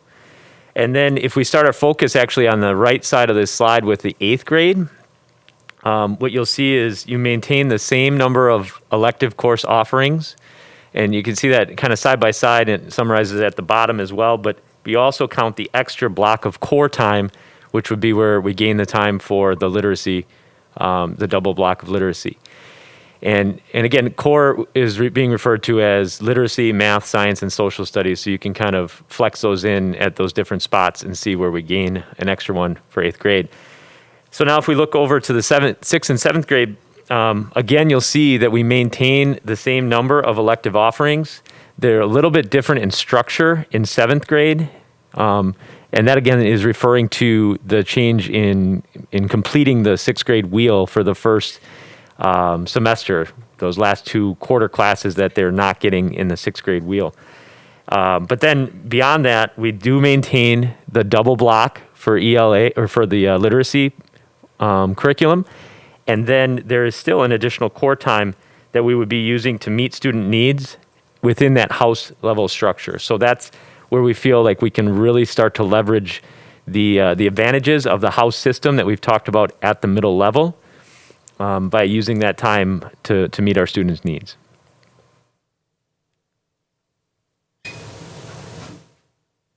And it's back to me. So we're almost done. So our next steps, as I said, we're not quite done with this process yet. So the next steps that we're still looking at are continuing to discuss whether after this straight 8-period structure that we're hoping to use next year, if we change that into a modified block or a straight block kind of structure, maybe similar to the high school, or we've looked at a few different options. Receiving some student and parent input as far as that elective piece is concerned, and just figuring out how each school currently uses advisory in a different way, and how that advisory period, time, frequency, and all of that will look across all 3 of the schools. So those are our next steps. And then just to reiterate, these are the proposed changes that was on the slide that I spoke of earlier. So now, Mr. O'Brien. O'Brien. I thank you so much. Yes. I'm struggling with going from 54 minutes to 46 minutes. And you talk about blocks. Are we going to combine? How are we going to create blocks from these? Are we going to have sometimes a class of 92 minutes? Is that the idea? What's So potentially, I mean, or do you want to speak to that? Go ahead. Yeah. Yeah.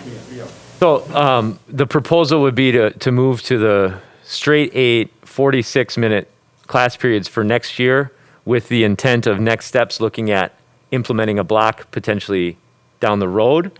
And that was in part due to the amount of professional development it would take to help our middle school level teachers understand how to use that block of time different than just doubling up or continuing to teach in the same instructional models.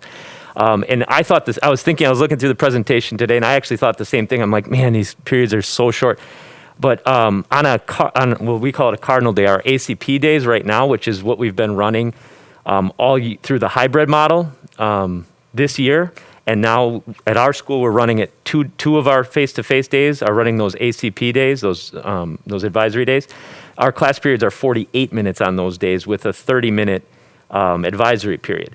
So basically, the majority of our school year has essentially been a 2-minute longer class period than what we're presenting. So I definitely hear your concern, and I was thinking the same thoughts, but it isn't too far different from what we've been experiencing this year.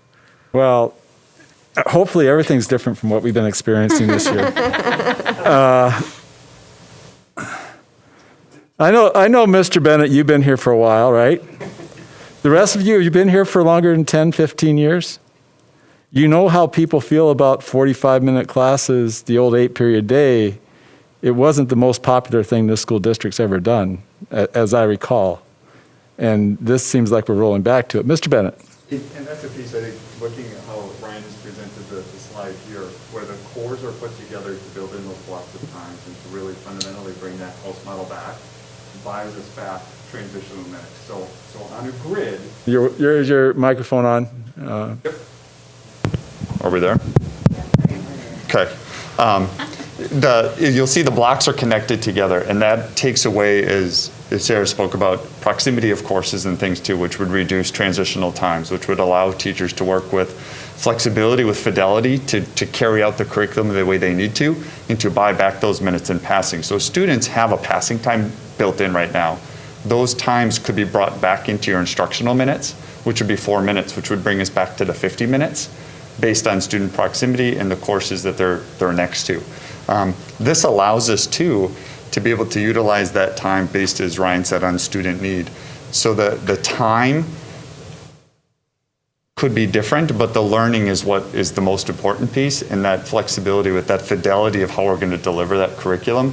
Earlier tonight, you heard of a couple of the other curriculums with some changes that are going, that this model will help build us to do it with the consistency and the need that we need to have it. Utilizing those minutes and instructional components teachers are delivering and growing is really using every possible minute that they have and utilizing it to the best. There is not wasted time. And this is really the piece of the mindset shift in the development teachers are building, to be able to use those 46, which could be 50 minutes, which could be longer, based on not having to transition because of the planning that the teachers are doing together. And if I could kind of add to give you a picture of what that could look like, these core, we were also listed as core and not specific subjects, because if we're really leveraging that house model, it could be a team of even 2 teachers or 3 teachers who are getting together, and now that first, second, third hour chunk doesn't have necessarily like a bell schedule. It has, these 3 teachers have planned out when they're going to make those transitions that Rob was talking about and how they're going to flex that time a little bit. So instead of picturing it as those like 46-minute chunks, we're going to be challenged to rethink that time as how can we use this best to meet our students' needs. And I think that's why we've actually been kind of talking about it as an 8th unit, so that we recognize that it's not per se an hour, like you're saying, so teachers aren't thinking I'm teaching first hour, second hour, third hour, but it's this is the time that my the team has and how we divvy it. You know, if the science teacher, for instance, needs a little bit longer because he or she's doing a lab that day, you as a team have the ability to flex that.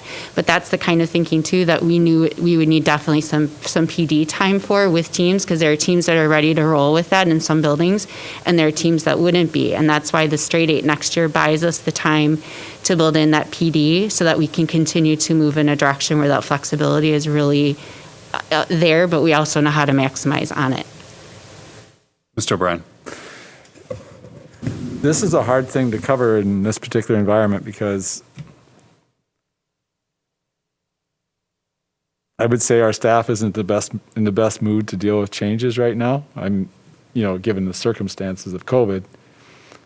So it's hard for me to understand when we bounce this 8-period day off of them that we're just going to implement next year as a transition period into what we really want a year later. I'm concerned about how much staff has been engaged in that proposal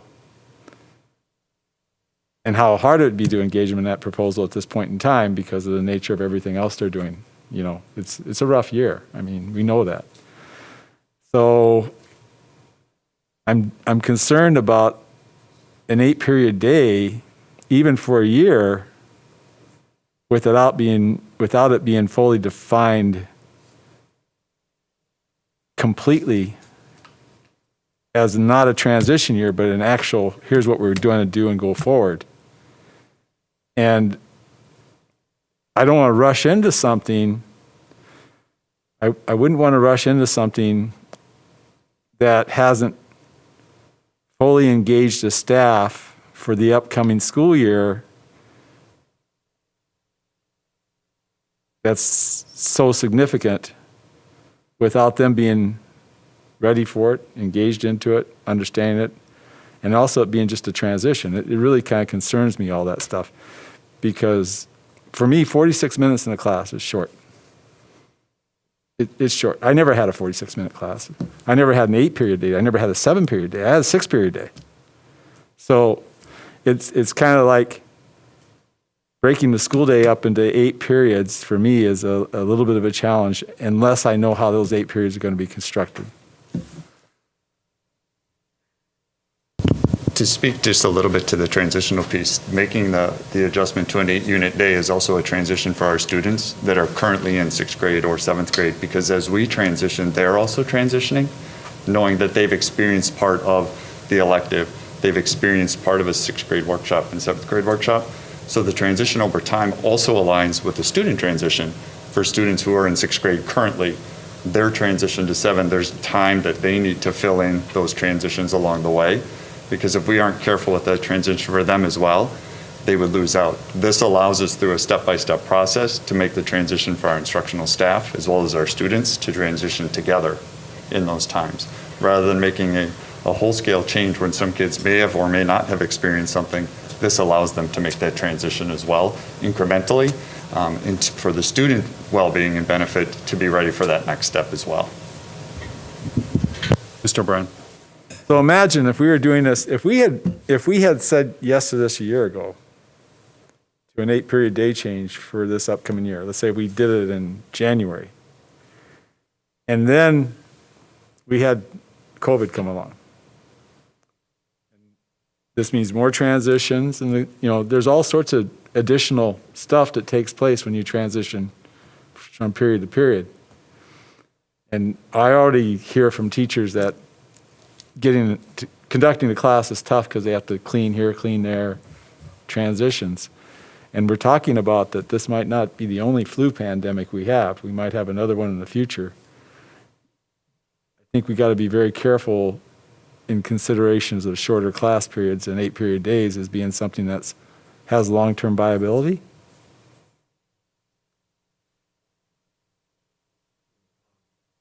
Just like to recognize that a lot of your concerns are definitely things that have been concerns of ours as well. And I think the change piece was one of the, this is at least my understanding of it, is that the change of going to say like a block or a modified block would be a much more severe learning curve for the staff then a change from a 7-period to 8-period day.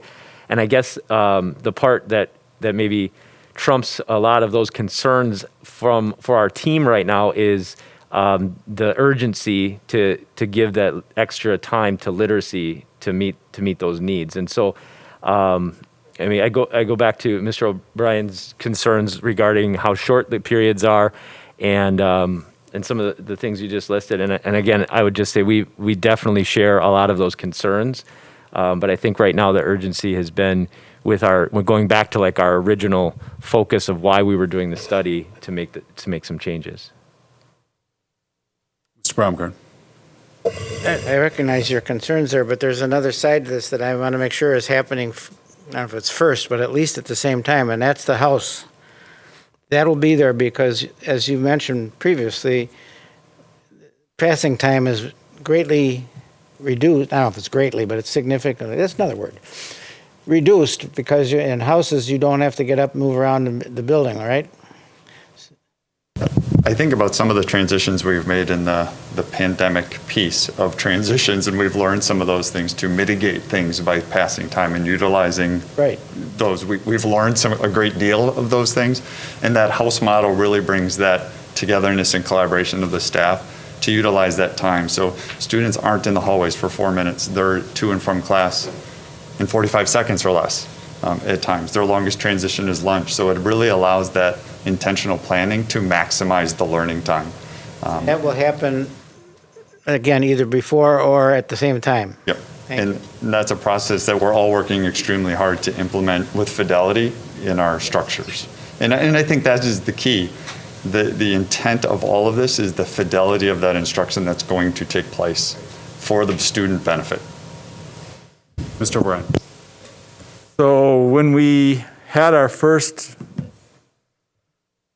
exit from the 8-period day at North, it was going from an 8-period day to a block schedule, which was a transition for the North people that they were glad to undertake to get away from the 8th-period day. So it seems to me if our ultimate destination is a block schedule, why are we going through the transition of an 8-period day? Why aren't we going straight to a block schedule? Because at North, that's what they did. To get out of the 8-period day, they went to a block schedule, even though it was controversial with the board at the time. I mean, to get away from the 8-period day, they preferred a block schedule. And I think that would be a better model to implement than going into this 8-period day for 1 year, just so they feel more comfortable. I don't think they're going to feel comfortable either way with going from 7 to 8. If the ultimate best plan is a block schedule, then why don't we proceed to that instead of this transitionary year? I would just add, I think, I'll go ahead. I would just add that this is an intermediate step. We weren't, in terms of timing and course selection, weren't quite ready to do that. And I think we came to this group 13 months ago with looking at like that 7-period day and extending that ELA time, and that was not received favorably probably by teachers. I know this group, so this is a step in moving to that concern with 8th grade. But sitting back and waiting another year of inaction to me is unacceptable. I mean, for from my vantage point, not to add additional core time in 8th grade based on student performance and what we're seeing. Well, I don't find it acceptable to rush forward with something that is nothing more than a transitionary program. Literacy to me is something that it shouldn't be a problem for the middle schools to deal with. It's really an elementary school problem. But I know we're trying to do it through this change in schedule, but we're affecting everything else for a quicker implementation. And then saying we still want to change it afterwards, and I don't get that. So that's just my points. Everybody else may feel differently, but that's my concerns. Mr. Como. Thank you. I think there was no way that we could focus on literacy without giving it more time, I think was one of the things that you guys had told us, even last year. So I've just assumed that needs to be an important component is additional time for literacy, and we have to do that. Am I correct in that? Yes. I like succinct answers. So given that, I guess I'm not so surprised at what you presented. Actually, I think what you presented, when you take a look at 12 months or 13 months ago when we started this, and all the input that we've had over the last many months, I think you guys have balanced things out pretty well. And like Bill was pointing out, the house is imperative. I think that everyone agrees on that. It looks like you've balanced a number of things out. Maybe it's not perfect yet. Maybe there's still a little bit of research that needs to be done, but that's okay. I think that we need to move on this with respect to literacy. We need to improve our literacy. Our scores are not where they need to be, and that is at the heart of what we do. So that's where the urgency is. So I don't know if I want the delay, but I can understand where Mr. O'Brien's coming from too. If we're ultimately going to a block schedule, can we get there? In one transition, I guess. So I understand what you're saying, Kurt. There. How do we compare to the big 20 schools here in Wisconsin for middle school? Are they primarily block schedules? Are they primarily 8 period? Can you give us a sense of, where we stand here? And I know we're trying to customize it to our needs, which is what we should be doing. We should be focusing on what's most important for our students here. But I don't necessarily have a sense of what other districts are doing. Yeah, and that was something that we presented earlier, and it's all over the place. I would say that majority of them have some sort of kind of a block schedule. One of the things that we see very common is 6th grade will have one schedule, 7th grade will have a separate schedule, and 8th grade. So I would say probably 40% of the schools we looked at had actually 3 different schedules in a middle school. The problems with that is there's a lot of inefficiencies with that. In our district, efficiencies are very important because we lose a lot of FTEs and inefficiencies. So that was one of the things we focused on a few years ago, is to maximize our efficiencies in our scheduling process. So that was number one, and that's why having a schedule, a 6, 7, 8 schedule that all align was always very important. So one of the pieces is, and I'll go back to the conversation of a 7 unit to 8 units piece, is that's what we're coming forward to you with, is our intentions are really to go into some sort of modified or block schedule. That is our full intention. And it could actually happen in the next couple of months, but we're not finding something that fits our current needs. But that's not saying that we're stopping to look at this. I mean, I just shared something with Jamie this evening that I've been dabbling around with. So if something comes up in the next 2 months, we might be doing some sort of modified block, but we can't even talk about that if we're still talking about a 7 unit day.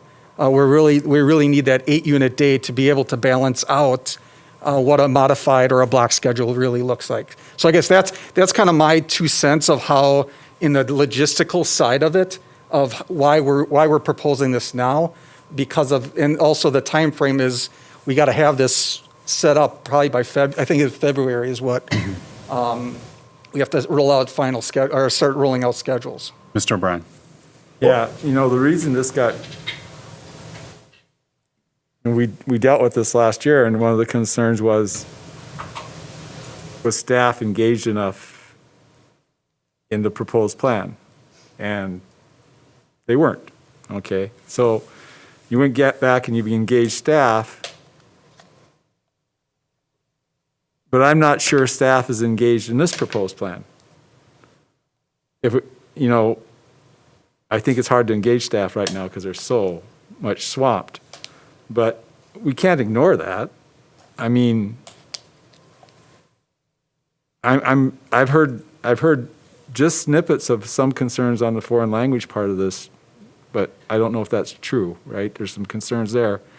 But I think it's very important, given the situation we have, that we make sure that we have a good understanding with staff how this is going to impact them for that upcoming year, and make sure that it's something that they're comfortable with versus this block schedule. Maybe they'd be more preferable to go to a block schedule. It concerns me that you say, well, we just haven't come up with a block schedule we're happy with yet. Well, I want a block schedule you're happy with. When you come up with one, come back to us for approval. That'd be great. I think it's changing the mind shift too and it took this team time, the collective team of 30 members or so, to wrap their minds around periods and units. And when we all came around the idea of units, it became much more clear what needed to be done.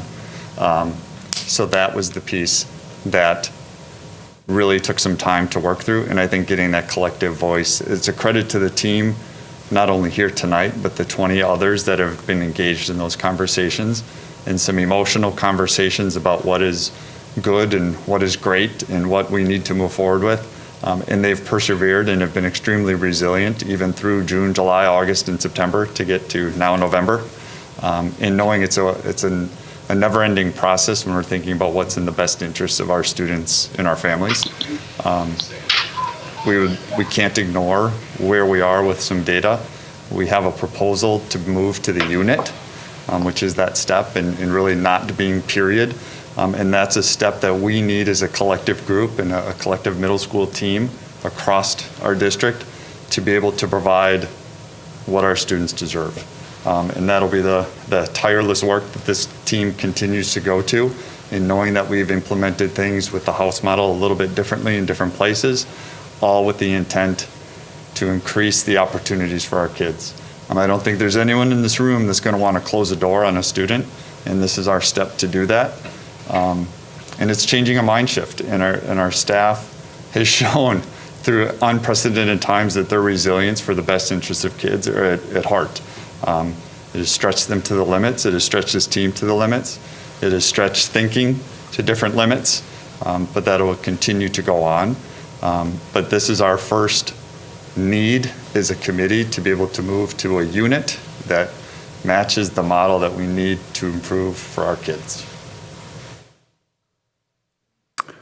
Ms. Roddy. Yes, thank you. Forgive me, folks. I can't see you. I'm having a hard time hearing, and it could just be my condition. Can you please briefly explain what the purpose was for needing one additional transition year before we get to this said block schedule?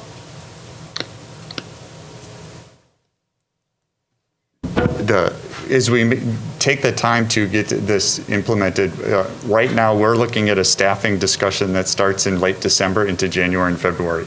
And to be able to put that staffing plan together is one of those pieces. Having all of the... Oh, I'll bend down, sorry. Lift it up. To be able to get all those pieces in place to make those transitions, as well as students are also transitioning, because students are experiencing different pieces of this model along the way. So the transition when the scheduling model also matches a student transition as they're moving from grade 6 to grade 7 to grade 8. Okay, I think that was the piece that I thought I had caught, but I want to make sure there was a student aspect to it with the different grades as to why there needed to be an extra year of transition for everyone as a whole. If I can just add then, thank you for that clarification. We heard from a parent this morning, earlier, who said when they know in advance, they're able to plan. If we have this proposal here, we know that because of the different transitions from 6th, 7th, and 8th, we're going to need a year basically of transition before we get to our goal. I think some parents would be able to understand that if we give the reason. We know ultimately this was driven by the need for more literacy time. When this was brought before us 13 months ago, I think it was, something like that, we said go back, get more engagement from the teachers and staff. And it sounds like we have that now with the group that has that's here before us this evening. So I'm experiencing some of this in middle school and being able to watch this personally take place. So while I understand and hear what Mr. O'Brien is saying as far as feeling rushed, I'm going to, I don't want to say side with, but go along with what was being presented, because you guys are the ones that are doing this on a daily basis. Yeah, that's it. Just wanted to add that piece. Anything else?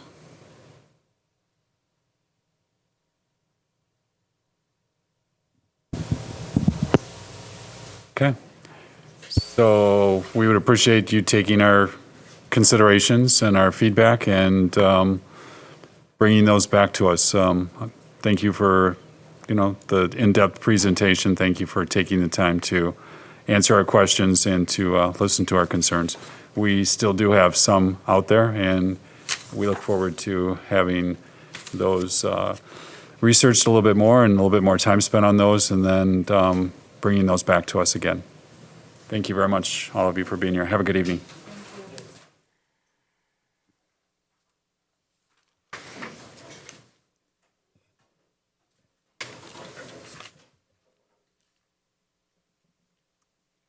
Our last discussion information item this evening is the Social Studies curricular update for 2020-2021. At the elementary and the secondary levels, we have Rachel Herman, once again, our Director of Secondary Learning. We have Dee Garcia, our Director of Multilingual and Global Education, and Melissa Yao, our Elementary Director of Learning. We have Dee Garcia, our Director of Multilingual. Welcome.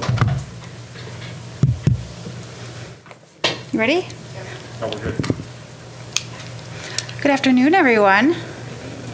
Into the evening, right? Looks like it's midnight, but it's only, whatever, 7? 8? Okay. Welcome to our next update on our social studies progress. The last time we met, it was in May, where we updated you on some professional learning that was going on. Minnesota, Nebraska, New Mexico, Excuse me. North Dakota, South Dakota, Texas, Wisconsin. We updated you in May on the updates that we had at that time around the curriculum development and the professional learning that we have done. So tonight, Rachel, Melissa, and I will be talking you through a little bit more about our progress since then, given that many of our staff have found it very difficult to participate in continuing to build social studies. So slide 2. You might remember that we have brought you through this 3-year phase of planning. Multiple times we have showed this to you as a tool that helps guide our planning here in the district. If you can remember from year 1, that was the 2018-2019 school year, we began to develop an interdistrict, cross-district team from kindergarten through 12th grade that began to look at these social studies shifts, begin to make some steps towards learning about the standards as they were going to be developed, and go through the understanding of the implications in the changing context of social studies.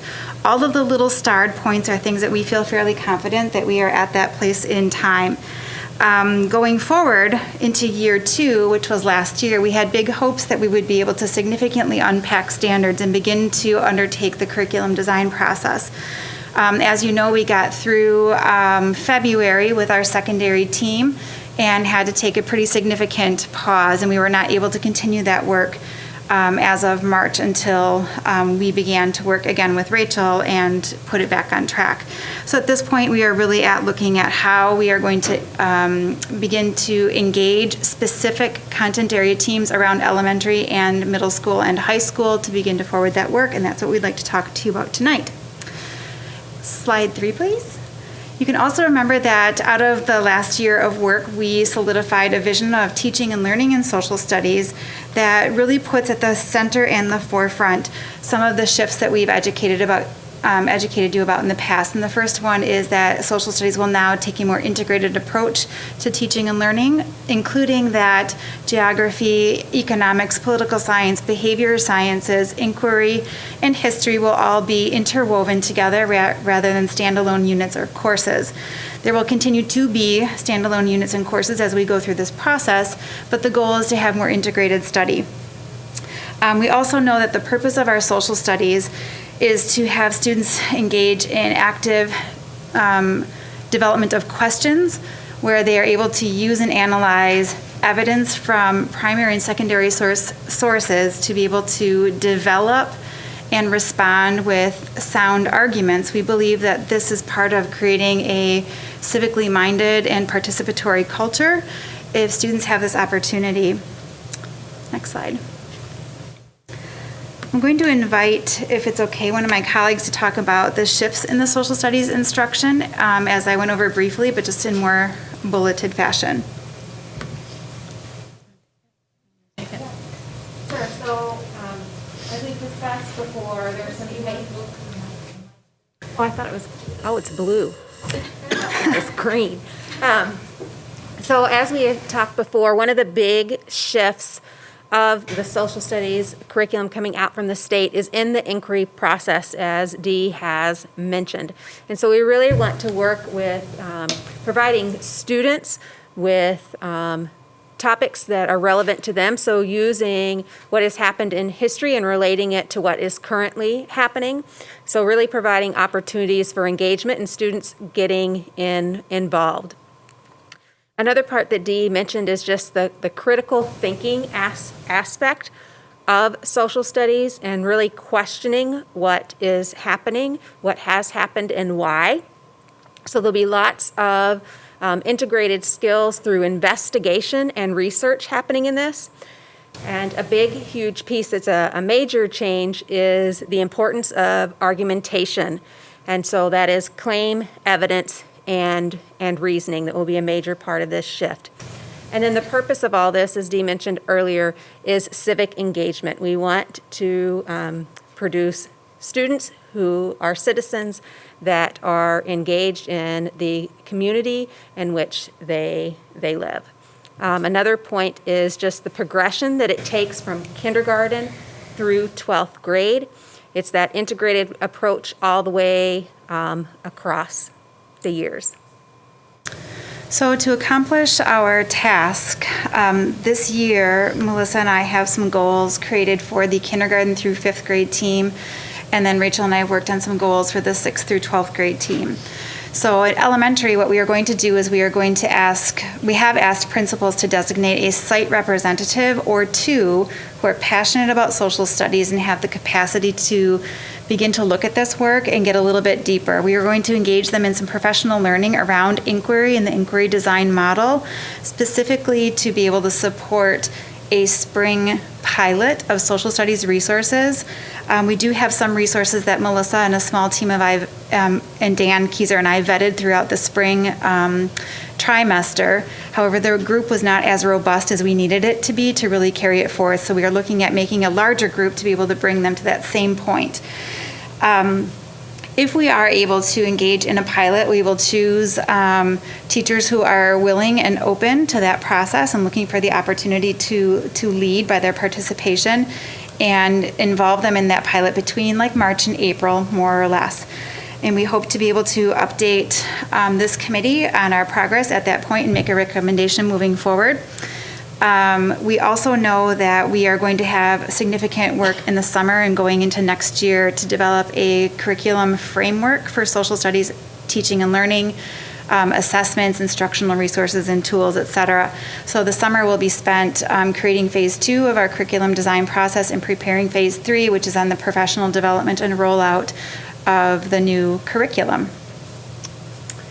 So at the secondary level, we are moving a little bit slower, but very purposefully.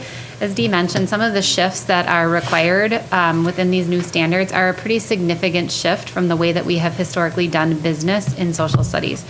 And so similar to at the elementary level, we'll be looking at getting teacher representatives from each site as well as each level to participate first and foremost in a book study around what does an inquiry-based model of instruction in social studies look like.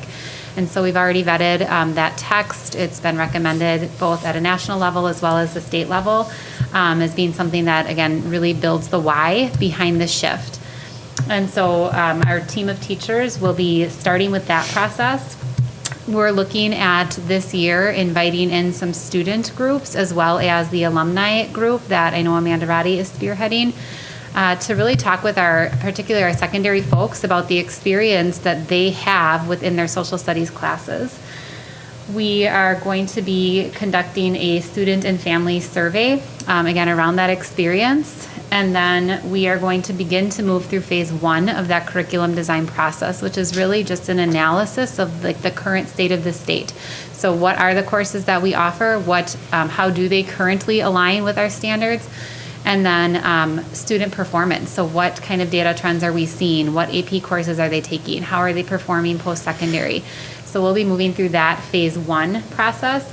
And then we're hoping to, because we know that the process of adopting a new course is a 2-year process, we're hoping to also start to look at our elective offerings and specifically looking at surrounding districts who have already gone through this process. Wauwatosa has already revamped their social studies curriculum. Elmbrook has revamped. And so looking at some of the districts that have already done this to see what additional course offerings they may have created, again, to more align to those standards. So that's our work at the secondary level that we're hoping to accomplish this year. Okay, and so as we move forward, we'd like to open it up to some questions that you might be having. Hopefully we can answer them, and if we can't, we will prepare to search for those answers in our continuing work. Any questions from anyone?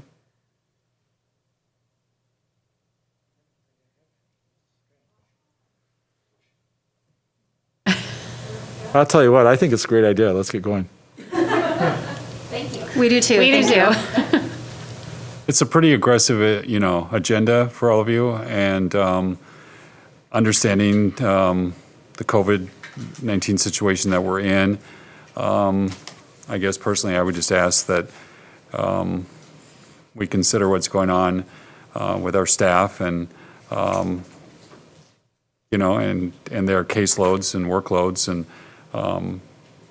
might have to do some adjustments along the way, but I like what I see as your vision and your game plan and how you have everything very thoroughly mapped out and ready to move forward. You have that vision. It's just a matter of getting there. I'm just saying that it, might have to adjust it along the way as needed. Ms. Landish.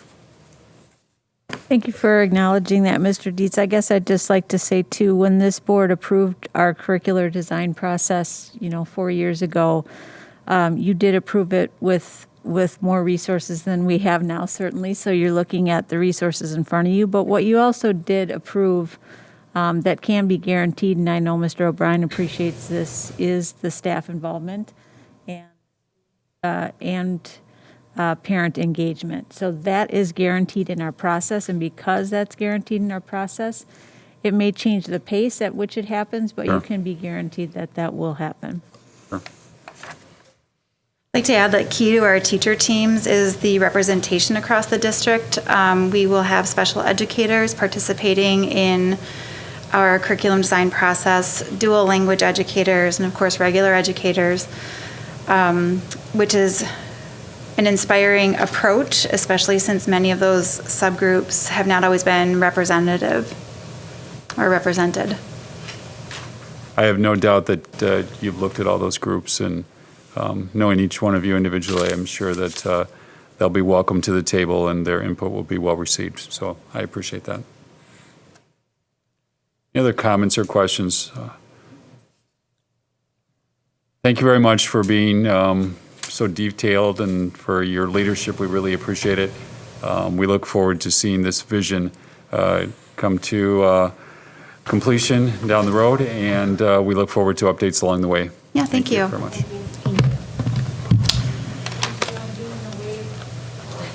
go. We are moving on to our last agenda item, other business. Any recommendation for future committee meetings by any committee members?